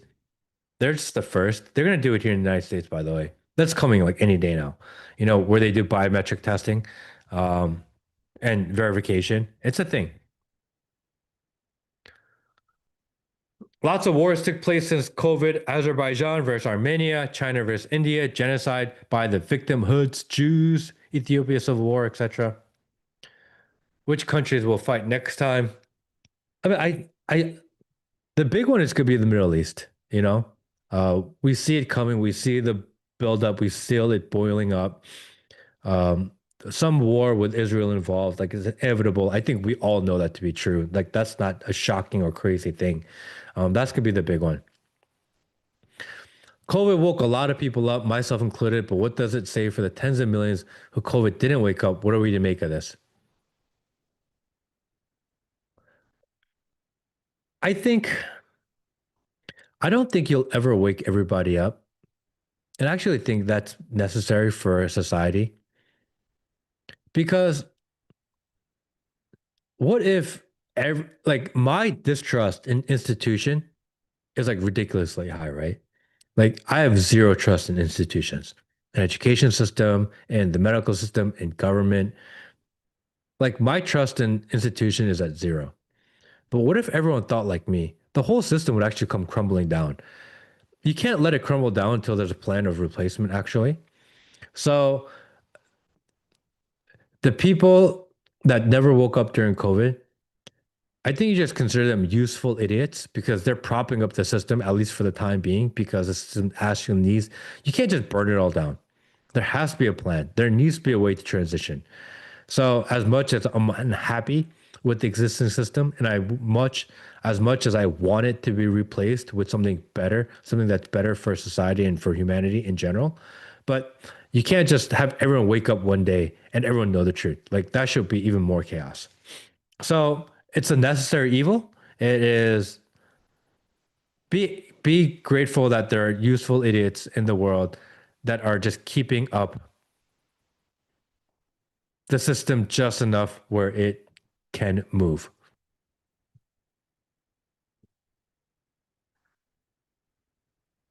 Can you explain what happened during COVID, sir, SAR? Um, they took a cold, they weaponized it, they locked you in your homes, they took away your rights, they took away as many rights as they possibly could. They normalized the idea of this dystopian future of government intervention and control. They gave you back 80% of your rights. And they said, oh, it's for your safety. We did the right thing. They lied to you. Really, at the end of the day, if you really look at it, they took away 20% of your rights, not the 80, but they want you to focus on the 80% of rights that you got back. No, SAR. They took 20% of your rights away and they're never giving them back. That's what they did during COVID. They weaponized your good heart. They used fear to trap you. They dangled grandma in your face and said, stay home and comply or grandma's going to die, which is bullshit because they did the most evil thing they possibly could do, which is used your loved one to scare you, to fear you, to control you.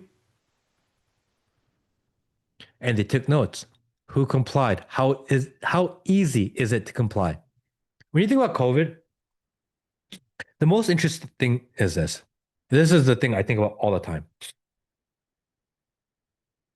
In New York City, they tried a million different ways to get people to take the vaccine. They did the they did the eat more. If you take the vaccine, you'll get free French fries. They did the we'll pay you to get the vaccine. They did the we'll lock you in your houses unless you get the vaccine. They tried everything. Do you know what worked? Do you know what got people the most to take the vaccine?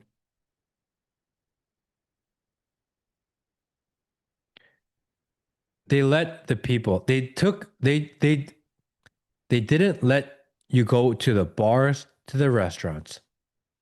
And then they let the people that get the vaccines go back to the bars and the restaurants. They took away your rights, and only those that comply get to go back to normal. Only those that comply can hang out again. That's how they convince people to do it. They didn't fear you. They didn't fear porn you. They didn't force you. They didn't hold you down and stick it in your arm. They said the ones that comply get to enjoy a better life.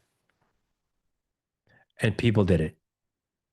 It's actually that simple. And that's what they figured out.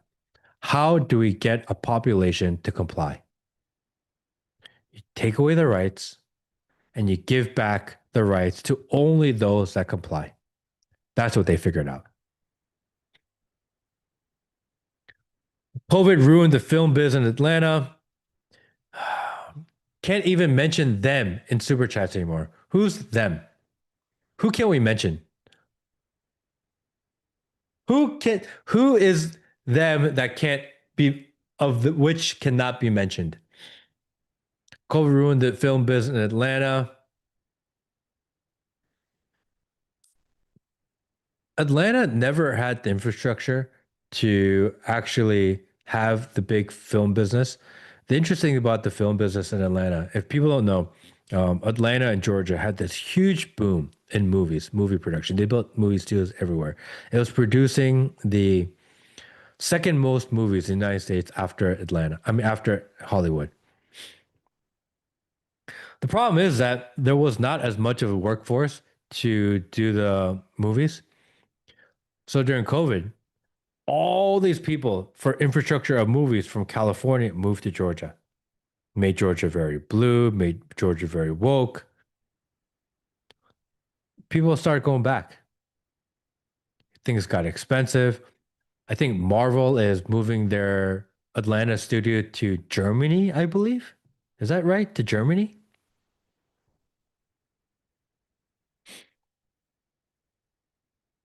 The VA offered me $750 to try out the vaccine February 20. I said no because they wouldn't tell us who made it. Mm, Lil Hats. I don't know who made the virus. I don't know who made it. The vaccine. All I know is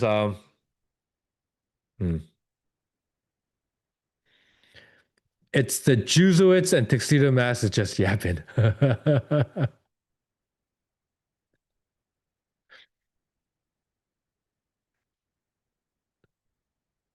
Let's see here. Anyone else getting ads to be border control? Huh. Do a lot of people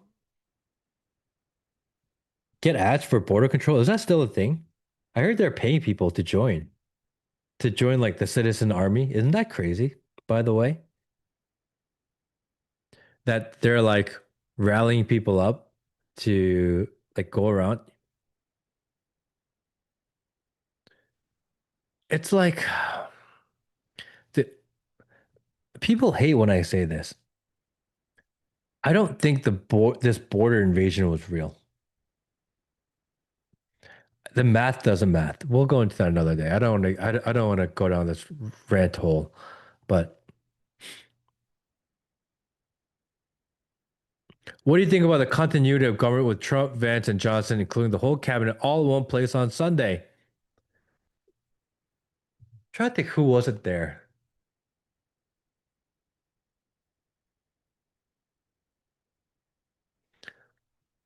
I wonder who wasn't there.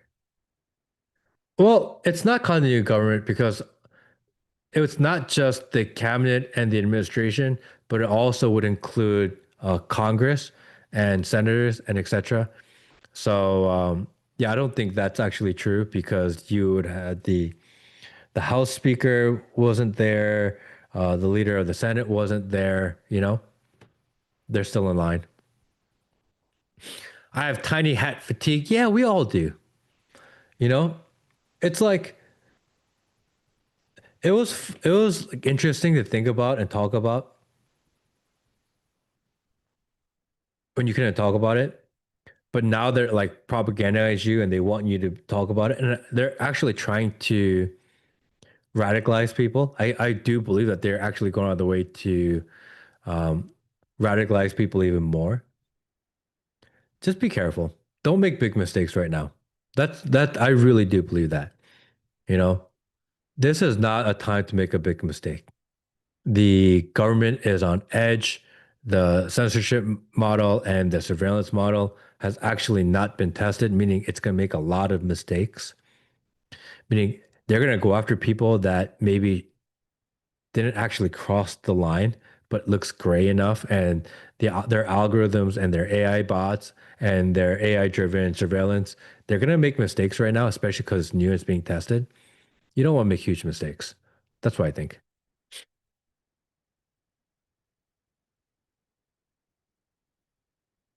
Let's see here. Da, da, da. Hate speech, former CEO. Very interesting. The real reason behind TikTok ban was noticing. So when it gets sold, who got it and who they put in charge of censorship while noticing problem solved. Yeah. Yeah, they put the IDF guy in front of content and censorship. What's his name? Larry Ellison is going to be one of the major holders. Current holders were already kind of Israeli guys anyway. Yeah, TikTok's crazy, you know, and it's becoming like this walled off part of the internet where the United States is going to control what people can see. We've talked about this on a previous podcast, is that they are literally taking over the youth and everything that associated with them, which is why they're going after places like TikTok. I don't know what the future is on that.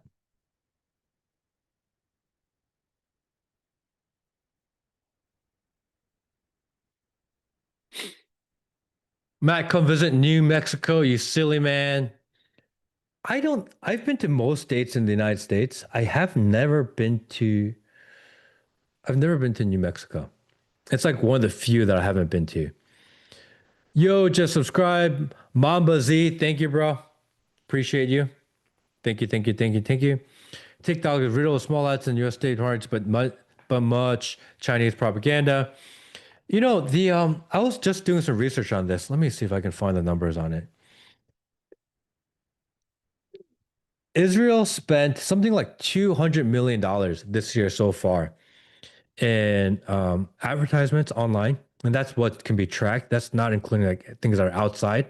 But about $200 million was spent on influencers, was on ad spend within Google, within YouTube, within TikTok, and even in some of the FARA documents. What they found is that Israel is literally paying American companies for bot farms. So they put out a piece of content and they're literally paying to bot it. It's like a thing. $200 million Israel spent. $200 million. That's a lot of damn money.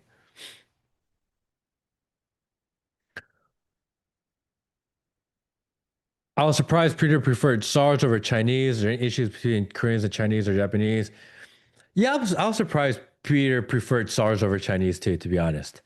You know, I don't love Chinese because, yeah, there's just way too many of them, but there's even more SARS. I think there's more SARS than Chinese. Um, I don't know. I've never been to India. Do you trust Candace and Tucker? I never did. The reason every time a grassroots movement starts popping off, somehow legacy faces will appear out of nowhere and crown themselves leader of the movement. I I like Tucker more than I like Candace. I think I'm biased because I've met and I've known Tucker. Um, I don't talk to him often, but occasionally. I don't know Candace.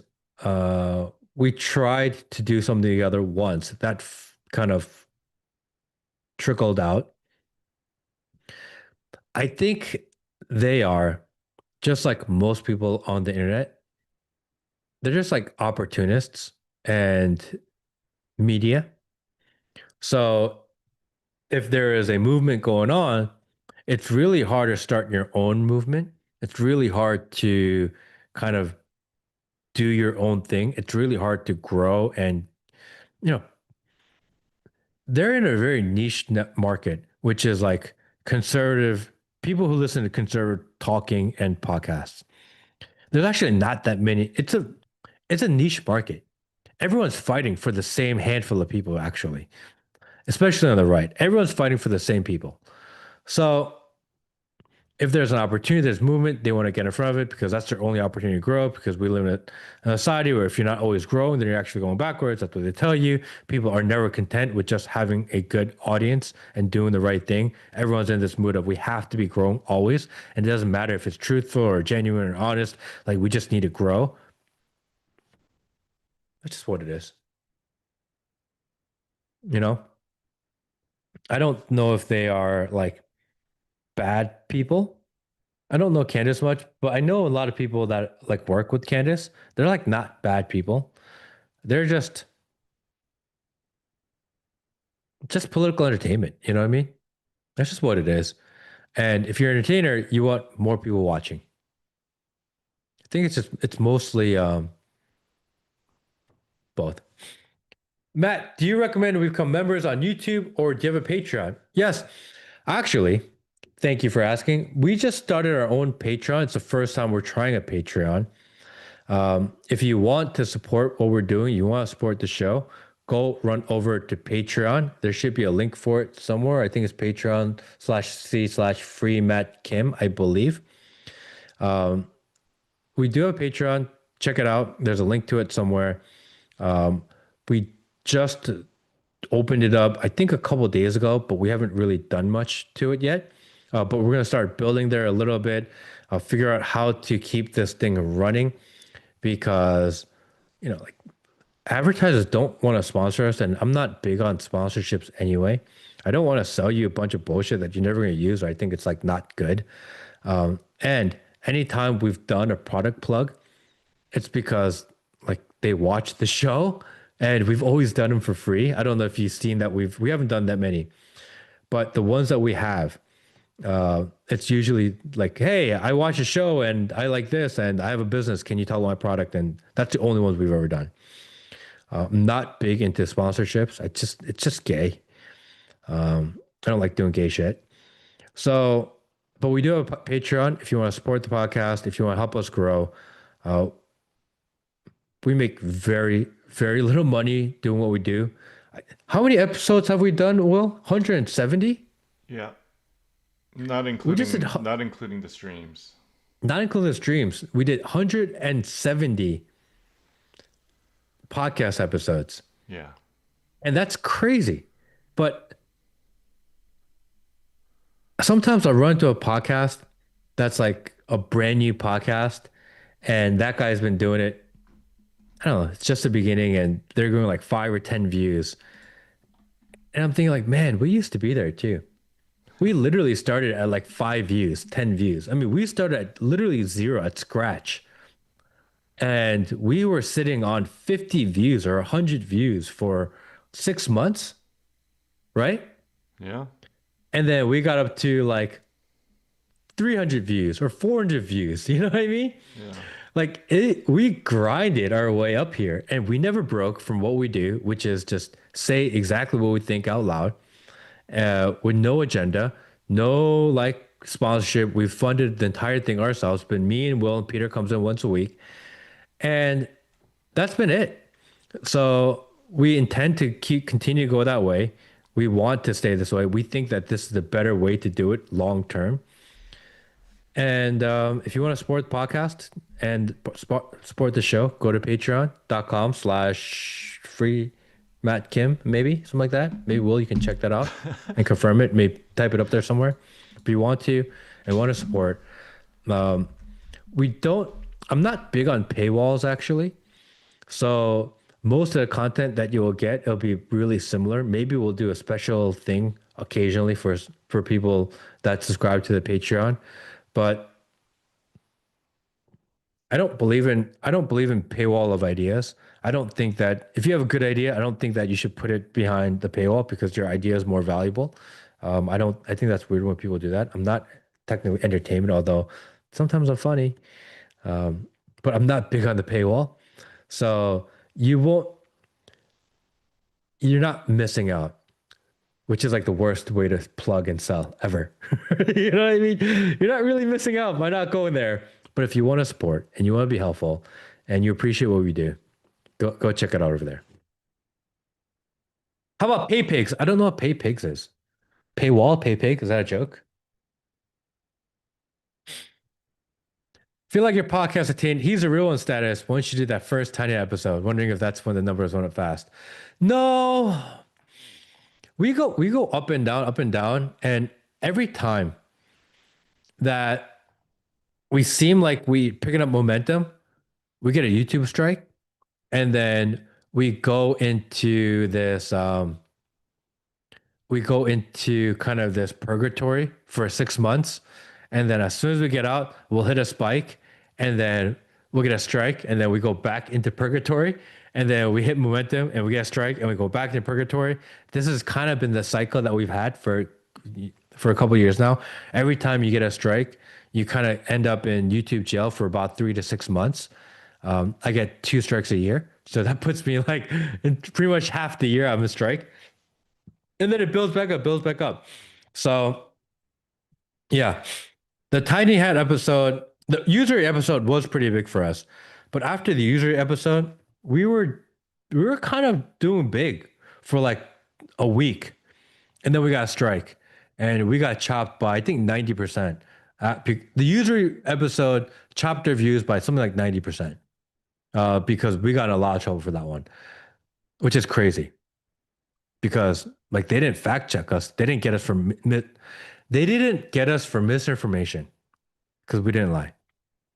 They got us for hate speech because and the thing that they marked as hate speech was 3 words. You can't say them. Certain group of people own banks. That's all I said. Certain group of people own banks. It wasn't like they own all the banks.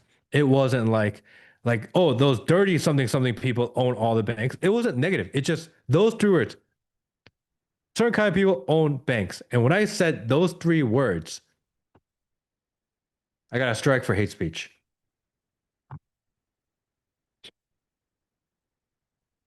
How Soju doing on numbers? If I didn't know you, I'd have thought it was a tiny hat honeypot. Soju's doing well. I mean, people are hanging out there every day. We don't really promote it. We don't actually do much for it because we don't have a staff. We just built it because we thought that a place that is truly free speech, that is discussion focused, would need to exist. And we put it out to the world. And we think that it's going to have value in the long run. It's not something that we don't have a marketing team, we don't have a tech team. It's we just literally built it and put it out into the world, and the people and people enjoy it. What percentage of the political audience as a whole do you believe watches purely for entertainment? There are guys who make entire videos off of Gateway article. I don't know if they make it purely for entertainment. I think they make it purely for attention. I think a lot of political influencers couldn't hack it in other types of influence. So if you noticed, a lot of your major influencers were former actors, were former vloggers, were former like from various parts of the internet, and they couldn't do well in those respective industries and they shift to politics. That's why that's why all the big names come from a certain pedigree. They were all entertainers and they just find their niche in politics. I actually don't think they actually care that much, nor are they that well read, nor do they actually think. Oh, mean viewers. How sorry. Sorry guys, love you guys on the internet, people. Um, Political audience do you watch for entertainment? I think a lot. I think most people are entertained by politics. It's like sports. It's like a different way of sports. Actually, if you watch an election day, it's literally like a sporting event. I think it's exciting. I feel like people think they care. I don't think people actually care as much as they say because the activism amongst people is actually not very high. It's more you enjoy in the online argument. It gives you a side to be on. It gives you a tribe to feel like you're involved in. I guess that's considered entertainment. Look into Emerson Electric Co. plus Israel plus US security. Can we jot that one down? I don't know anything about it, but we'll look into that one. Maybe we'll touch on that in another podcast. Emerson Electric Co., Israel, and US security. We will check that one out. I don't know much about it. Daniel Val Duarte, thank you, brother. Appreciate you. Um, have you ever talked about the Forgotten War or the history with what happened in Korea and US involvement? We will do a I will do a my understanding of Korea US involvement history episode soon or one day. Maybe we'll do it. Yeah, we'll do one soon. I have kind of an alternative view on Korean history because in Korea they are heavily propagandized. They are told only one side of the story since they were very young. I don't believe in it as much actually. I try to think of it more as a fairly, I believe, more balanced view. But we'll see. What do you think of Ashton Forbes' vein of disclosure? I don't know what the vein of disclosure is, although I liked Ashton. I don't know what he's doing these days.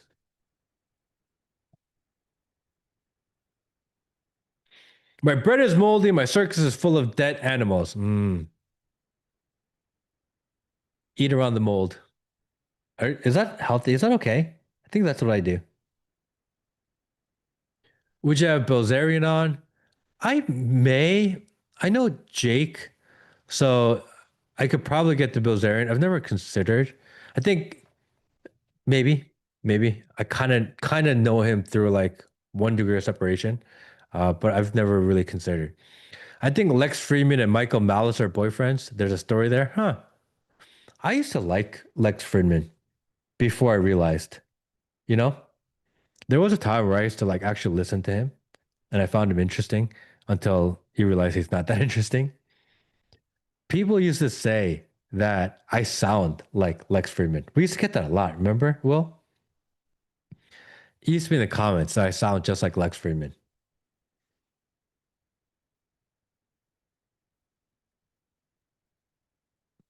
Lex seemed like a robot to me. Yeah, I found him interesting at a certain point, and that kind of just went away. I watch politics like it's a football game. If you do it any other way, you're doing it wrong. It's true. It's true. Go team. Go my team.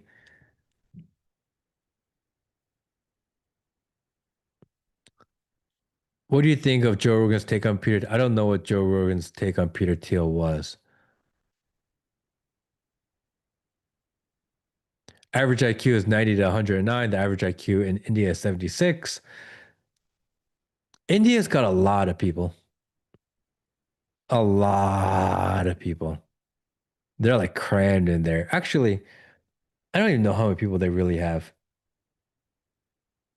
I think population numbers are um, over overestimated. I think we're being lied to about the actual number of people in the world. IQ is kind of a skewed concept. Yeah, I've met people with really high Q that are like different. SAR is compromised. Who? Me? Am I the SAR that's compromised? Are you accusing me of being the compromised SAR? Because that'd be crazy. Compromise Sar. Eat a dick. Compromise Sar. IQ has nothing to do with it. IQ has something to do with it. That's crazy to say IQ has nothing to do with it. If you have like an IQ of 70, you're like fucked. Like you see the world differently than other people. I've known people with IQs of like 160, 70, 80. Like they just think differently. They see the world differently. Like IQ is a thing. To say that it doesn't matter is crazy. Politics as a practice, whatever its professions, has always been the systematic organization of hatreds. I agree. Thank you. Thank you, Drew. Have you talked about the old man who said he unlived Kirk? People say he was victimhood. I'm still waiting for the full Kirk story to unravel. You know, I feel like the internet's doing its thing right now. I think the internet is going to do its thing really well. The internet is undefeated. You know, you just got to give it time.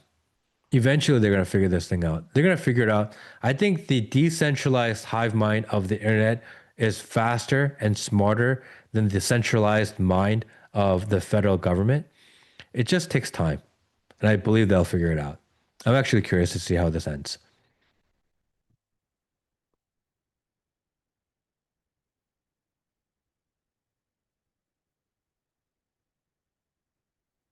Ego can actually lower IQ. Yeah, but if you have a low IQ to start with, it's really difficult in life. You know, it is what it is. Like you comprehend information at a different level. That just sucks for some people. Like I didn't decide that. I didn't make people, so like don't blame me. You know, some people in life just get shit end of the draw. Like you don't choose where you're born. You don't choose where you're from. There's a lot of things in life you don't choose. I wish I was born taller. I wish I could dunk a basketball. That'd be pretty cool. I can't. It is what it is. Does meritocracy exist? If so, when did it die? Funny enough, I have um we're about to release, I'm still working on it. I'm gonna release a 9-part series on how I perceive AI, the impact of AI, how to solve for the impact of AI into the future. It's 9-part series, and the first video within that 9-part series is literally about meritocracy. It's the idea that I believe meritocracy is a lie. Meritocracy is a psyop. It never actually existed. The entire idea of meritocracy was created to control you, to say if you work hard, you can do well, knowing damn well that that's not true. If you work hard, if you're competent, you can do well. That's not how the world works, actually. The whole idea is created to keep the population in line, to keep you controllable. Because the reality of the world is success is more determined by relationships and network than it is aptitude.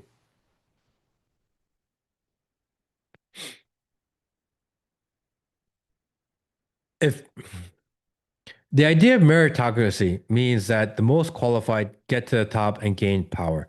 But that's just antithesis to the premise of power because power does not give up power. If you are if you're born with a $50 million trust fund, you have unlimited tries in life.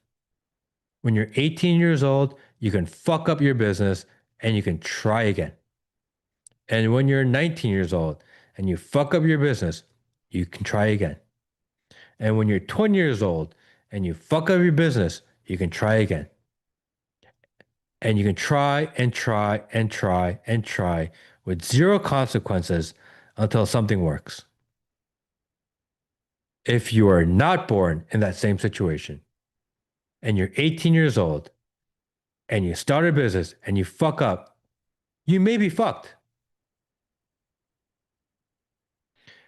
You don't have the ability to try harder. You don't have the ability to fail as much because you don't have the safety net. And for some people, they say that's good. For the majority of people, you're actually getting screwed.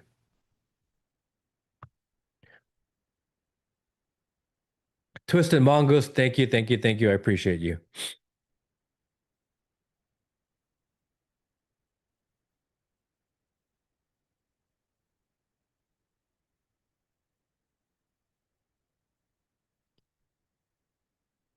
Margin Call has the apt quote, be first, the best, or cheat. Most cheat to win because it works. If you, insiders are insiders because they're insiders, not because they're most qualified, because they're insiders. That's why you call it.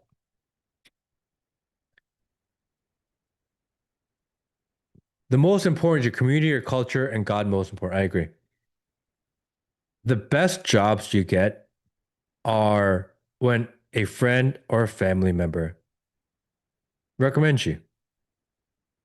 The longest lasting relationships for most people is when you're introduced to them via a friend. The idea of meritocracy is the way to keep the population normalized to being a number, normalized being a metric so they can disregard you at will. But the reality is that meritocracy is not what makes the world go around.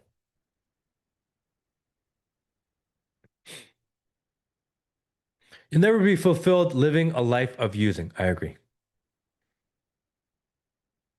Just try Sarter. I love that. Asian massage reviews. Just try Sarter.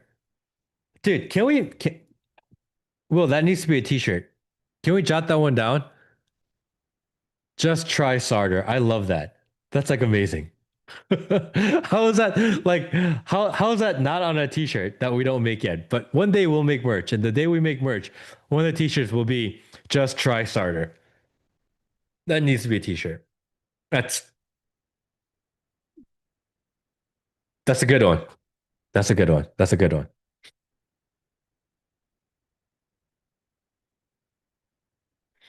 If meritocracy was true when I first got that first position on the baseball team, I would have been a pitcher, but coach said his son was better.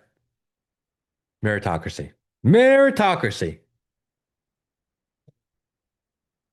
It's just not a thing, you know? That's why legacy things like legacy admissions exists.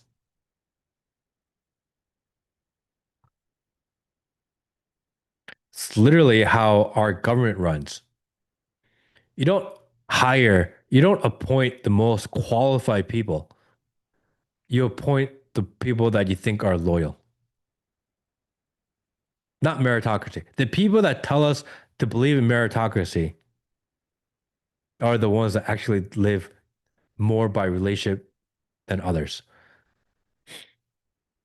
Gotta teach a side and know their place for mass psychosis. Correct. Mass psychosis for control, treat you like a number, like an inanimate object. That's the only way.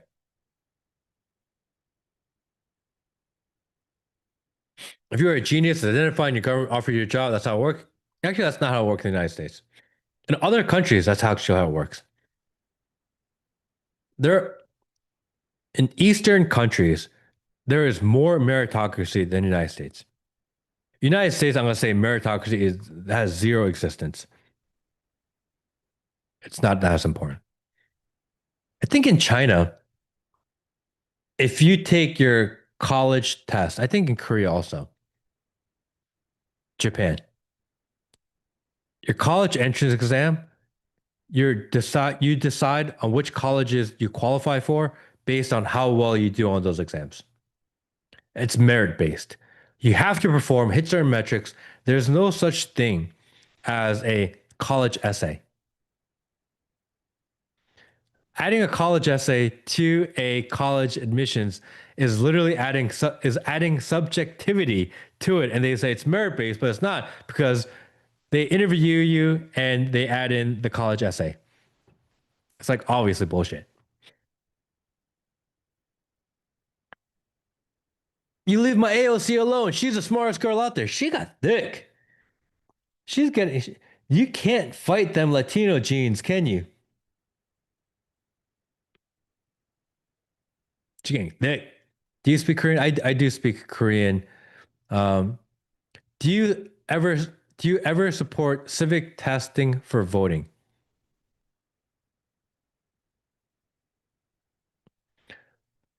I think the idea of making people no, I don't think people need to have a civic test for voting because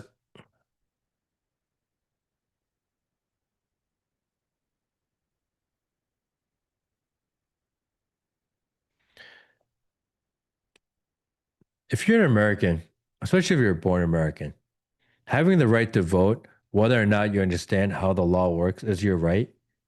To take that away, I don't think that's right. It shouldn't matter how well you understand it. It's still your right to vote. We should do a better job of educating people. We should do a better job of educating people within schools, actually teaching them things. I think that's where we fail, but to require them to know it, because even that, the testing is skewed. Who's going to test? Who's going to teach? It adds a complete another layer of problems. Who makes a test? Who teaches it? People say, well, this group of people didn't test well because they weren't taught the civics. Like everyone, like it's just overcomplicating everything. Everyone gets to vote. You know, instead of figuring out who votes, why don't we just make the people that we voted accountable for what they do? Why don't we take politicians that lie and cheat and steal, and why don't we just throw them all in jail? Was the 19th Amendment a mistake? Maybe. I don't know if 19th Amendment is more of a mistake because we're in this weird world and society where women and men vote differently. And that's actually more of the big problem. 19th Amendment made less of a difference when men and women within a household used to vote together. So it was more indicative of how a household feels. But we're in this kind of weird era where husband and wife vote separately and they vote and they cancel each other's vote out. I think that's more interesting. That should be looked at. Like, why are husband and wife, if politics is important to both of you, how come you guys can't agree? You husband and wife should agree on how to raise your kids, the health care of your children, what religion you are, and how you vote. I think husband and wife should agree on those four things, actually. Figure that out.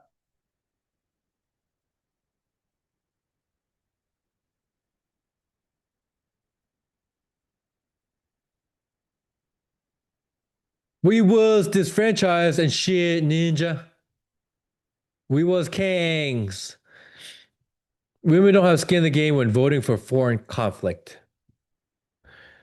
Americans don't vote for foreign conflict. They don't actually take into any consideration if you're a man or a woman. They decide arbitrarily. Actually, isn't it interesting that we never actually go to war, but we're always in war? In order to declare war, Congress has to vote. The Congress hasn't voted for war in, I think, 70 years, meaning that somehow we don't ever vote for war, but yet we're always in war. How does that make any sense? How is the United States always in war, yet they haven't voted for war in 70 years? Why do we have a war department when they've never voted to go to war? We haven't voted for war in 70 years, yet we have a war department. What is the department for? There's no war. We don't go to war because if you're in war, there's a certain level of accountability that's required. So to not have to report to the American people where they're spending their money, how they're spending their money, what they're actually doing, they just call them conflicts and never go to war. We're never in war. We haven't been in war in 70 years. But we have a war department, but we don't go to war because if officially going to war would mean accountability. And they don't ever want to tell you the truth. So there's no war. Call it humanitarian aid, not war. It's true. Corporate interests dictating foreign policy. It's true. Linguistic legal games. Yeah, it's all games, man. How is there a war department if we've never gone to war? We haven't been to war in 70 years. I think Korean War is the last war. We don't go to war. They have to vote for war. There's a certain accountability and reporting that's required for war. That's why we never vote for it. They just put us in this shit and they spend all the money. And because we're not in war, they never tell us where they spent it.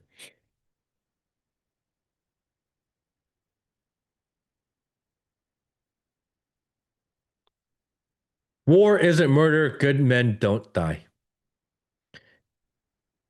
War and drugs and terror.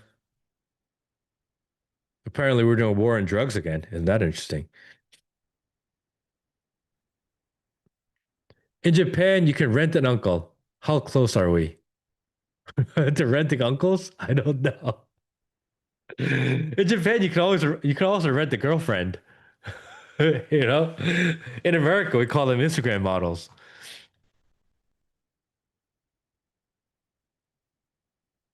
Will US ever Nepal levels of revolutions anytime soon? I've been trying to understand the Nepal revolution more and more.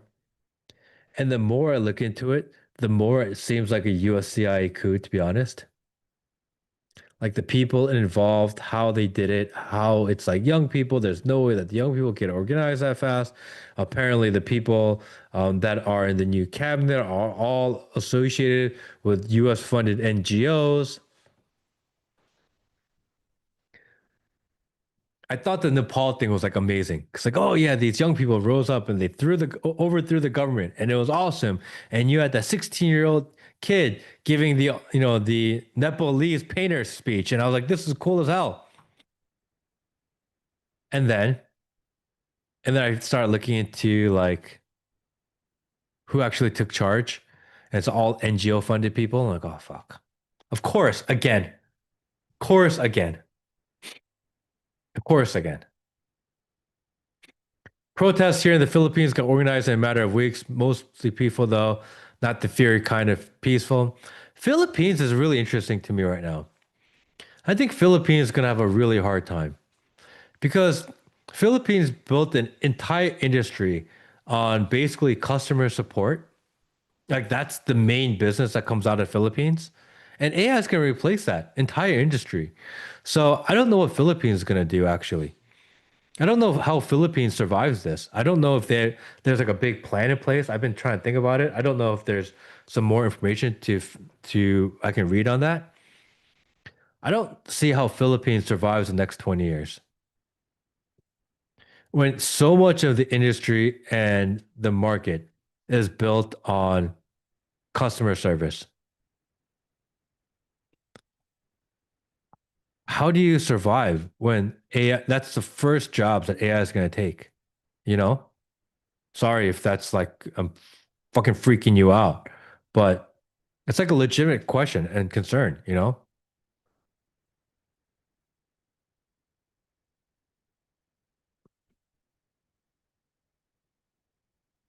What indicators do you observe that suggest the possibility of change? I think I think when society gets bad and economy starts going bad, um, when when things feel like they're falling apart, there is a larger emergence of kind of this hard right. And it makes sense that a hard right emerges because people feel nervous and they want to retain and go back to once what there was. The problem is that historically, like this means some sort of crash, and it's actually not a good thing. So can it improve? I don't know. I'm not in the camp of you can change this existing system. I think it's too big, too bloated, and eventually it will fail. What I do believe in is parallel economies and a parallel society. I think that's actually what needs to be done. I think that there needs to be another version of the internet.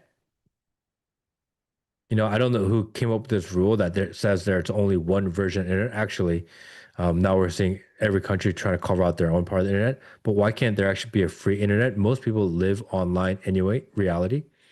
We're communicating online. You do your banking online. Most people have their jobs online. It will be even more so moving into the future. Like, why do we have to live on the control side of it? The internet is infinite in size, yet we're all locked into a corner. Isn't that interesting? The internet is infinite in size, yet we're all required to live in the same corner. I think a parallel economy and parallel society online is possible. I do. I think that's the future. And I think once that gets figured out and people actually start moving over, it's gonna be something different than this kind of decentralized thing. I think most of these people that are running, trying to come up with these decentralized projects are actually it it doesn't work. There has to be some sort of process to it in an organization because decentralized projects historically just don't work out.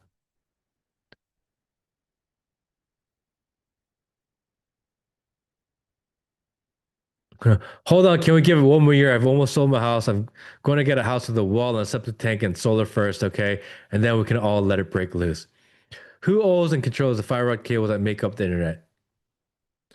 I well, we have there are a lot of people working on different satellite. It's not even about the physical lines because that even is debatable. There, once you're online, the internet is infinite. There are no edges, but we all live in the same corners. It just think about that. We can all go somewhere else. It's possible. Wow, so much that said can't be said here. YouTube blocked four of my comments. It's not me. I'm not typing. Someone is doing it.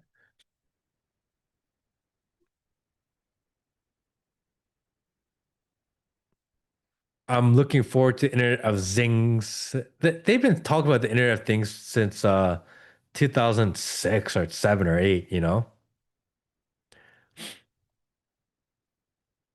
All this talk about uncertainty and chaos make me want to watch Gattaca and Equilibrium again.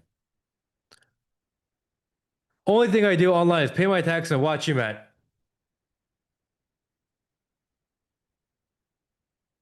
Thank you.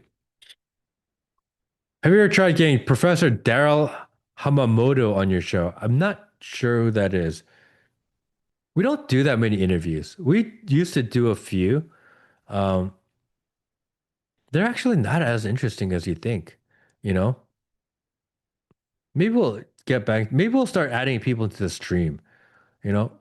Well, maybe we'll get James Lee on to talk about some of the stuff that we've been talking about with him, you know? Matt, how do I escape the 9 to 5? I'm tired of being controlled. How to escape the 9 to 5? Every man in the world can carve out 2 to 3 hours a day, 4 hours a day. Put down your ball sports, quit down your doom scroll, quit down your YouTube, stop hanging out with me. You can find 3 to 4 hours a day. Every single man can do that. No matter how busy you are, you can figure out a way to get 3 to 4 hours a day.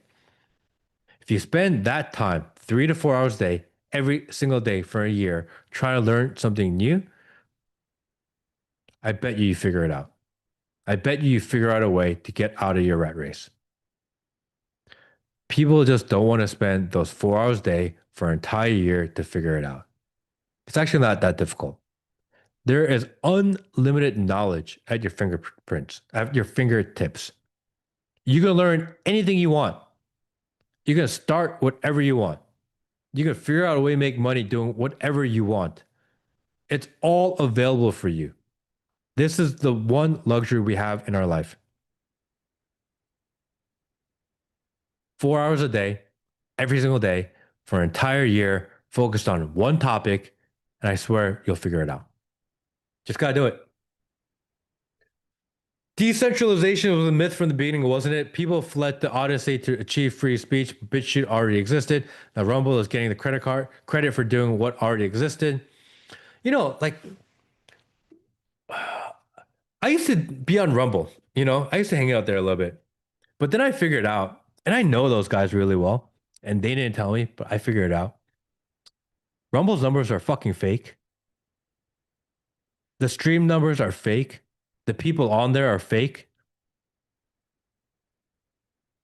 Like the whole thing is botted to make you feel like there's a lot of people there hanging out there. But it's botted. I don't want to be botted. It's not real. And number one investor of it is Harry Ludnick, who is our commerce secretary, is the idiot that's doing all the stuff on. It's too politicized over there. And I know CommuTube sucks, but at least I get to reach the world. And at least I know that the 100, 200, 300 view or 400 view, 500, whatever the number may be, at least I know it's like real people here. There, it's just the whole thing is botted. I didn't love that about it at all.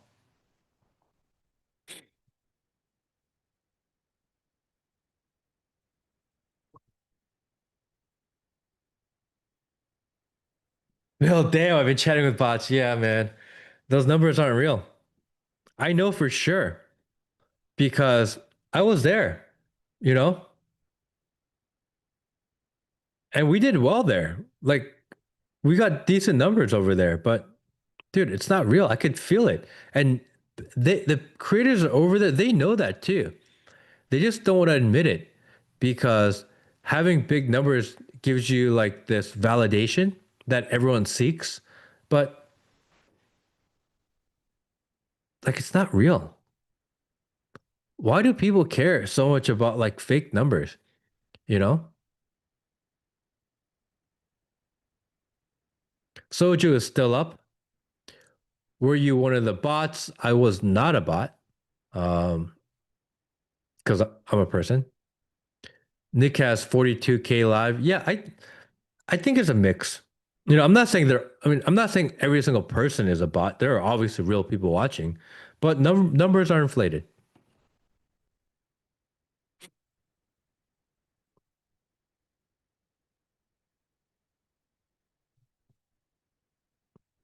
Our nation is increasing pop numbers for birth certificate loans. There's this crazy idea that countries think that um, having larger numbers means success. I don't know what that is. Maybe it's to justify spend. Like I don't know. Like countries inflate their numbers so that they seem more powerful and big. Streamers bought their numbers to make them seem more successful and big. Influencers bought their likes in order to make themselves feel like they're more important and big. Like it's a pattern in society, isn't it? Everyone fakes their numbers to make themselves feel more important and bigger than they are. They do it population numbers, they do it stream view numbers, they do it YouTube watch numbers, they do it Instagram likes and views. Like the whole system is built to inflate your numbers to provide validity of self to others around you. It's like really vain, shallow existence, actually.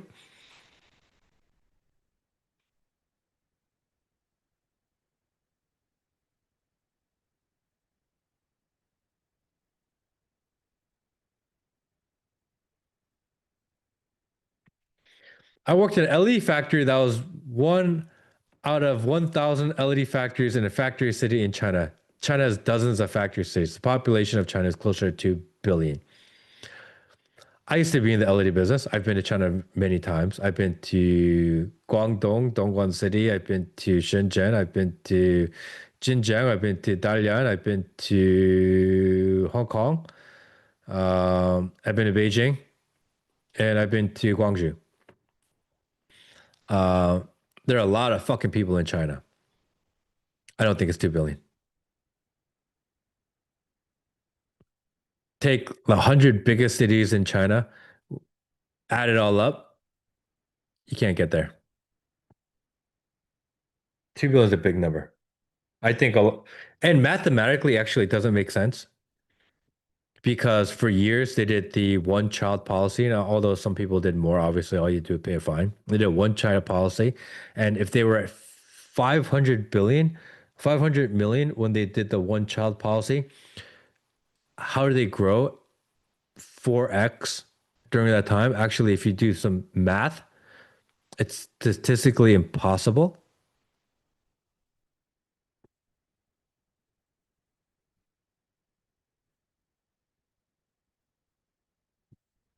One factor is 30,000. No, 30,000 employees is like totally overestimating the number of employees at a factory. I've been to like so many factories in China. They're big, but I don't think you understand the grasp and gauge of how many 30,000 people are. So you're saying they would pay creators for bot views? Yeah. Well, the pay on views is really small, on Rumble. On most platforms, actually, it's really small.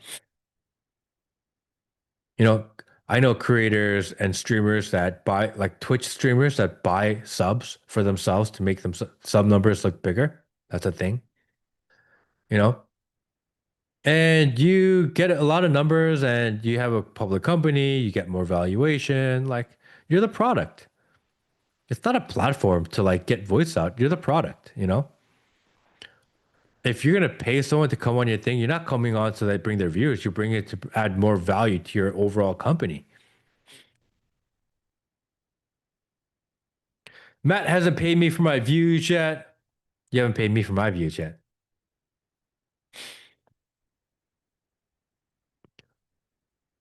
Boo, boo, boo, boo, boo, boo, boo.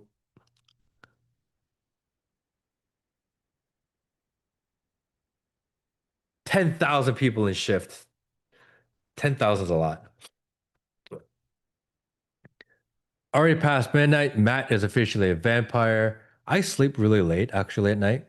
Actually, don't sleep around. Oh, Will must be so tired. Will's like probably passing out, watching me ramble on. The I don't sleep very much. I'm just not a big sleeper. I think I went something like 10 years, averaging 4.5 hours of sleep a night. I used to do this thing where I used to sleep cycle. So you would track your sleep every night and you're able to see how many hours you sleep every night and how deep you sleep. And I tracked my sleep for I think maybe 8 years, maybe something longer than that. And about 4.5 hours, 5 hours is what I averaged for like 10 years. The homeless crisis, is it realistically solvable? No, no. The unfortunate thing about the homeless crisis is, is it solvable? Yes. Is it mathematically solvable? Yes. Will they solve it? No. I think those are two different questions, actually. We live in a society, in a world, especially in the United States, where we have the ability to print unlimited money. They can make everyone have money if they chose to, because like money is not real. They can print as much money as they wanted whenever they want. Why? Because they do it all the time. They can print unlimited money. They will never print unlimited money, nor will they give unlimited money, nor will they help a certain demographic of people because you need classes. They want there to be a working class. They need a bottom class. They need people to do the shit that they don't want to do. And they need people below them to motivate or push them to continue to do those jobs because people have to know there's something even worse than what they're doing. So, no. Could they fix the homeless crisis? Yes. Will they fix the homeless crisis? No. Because you need poor people to make the rich people feel rich. That's just how it is.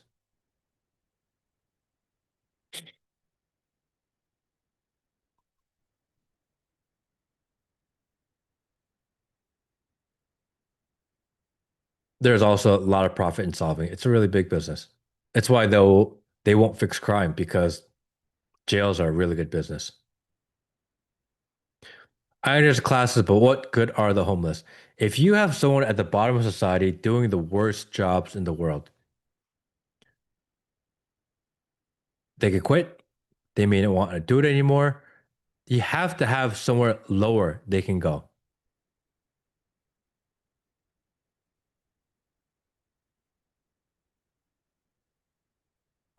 You need, is it a good thing to have the absolute lowest bottom class? No.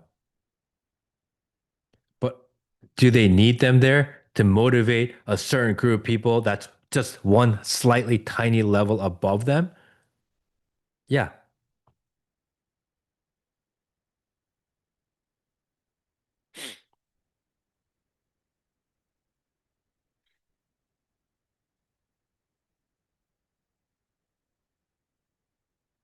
And we talked about 50 states, one Israel tour policies go this week. They already went the 50 states, one Israel tour. I think it was last week. And it was five legislators from each state. They were there for a week. They did the whole tour. They went all kiss the wall. They did took the big group picture. It was 50, it was 200, it was 250 people this time around. I believe their goal is to have 1,000 or 2,000 of them go by the end of the year. So this is just round one. Again, I mentioned earlier, Israel has spent $200 million on influencers and bot farms and advertisements just this calendar year alone so far to date. That's like actually provable numbers. So that's not including the additional numbers.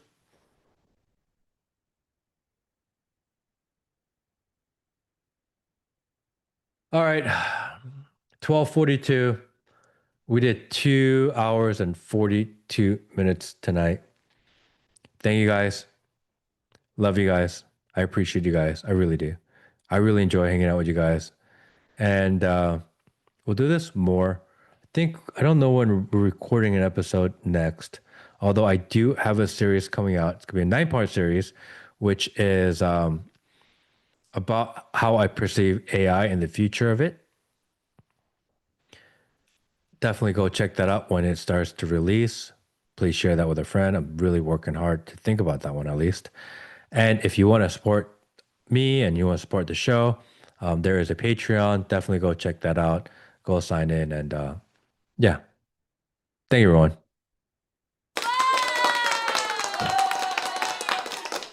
Thank you, everybody.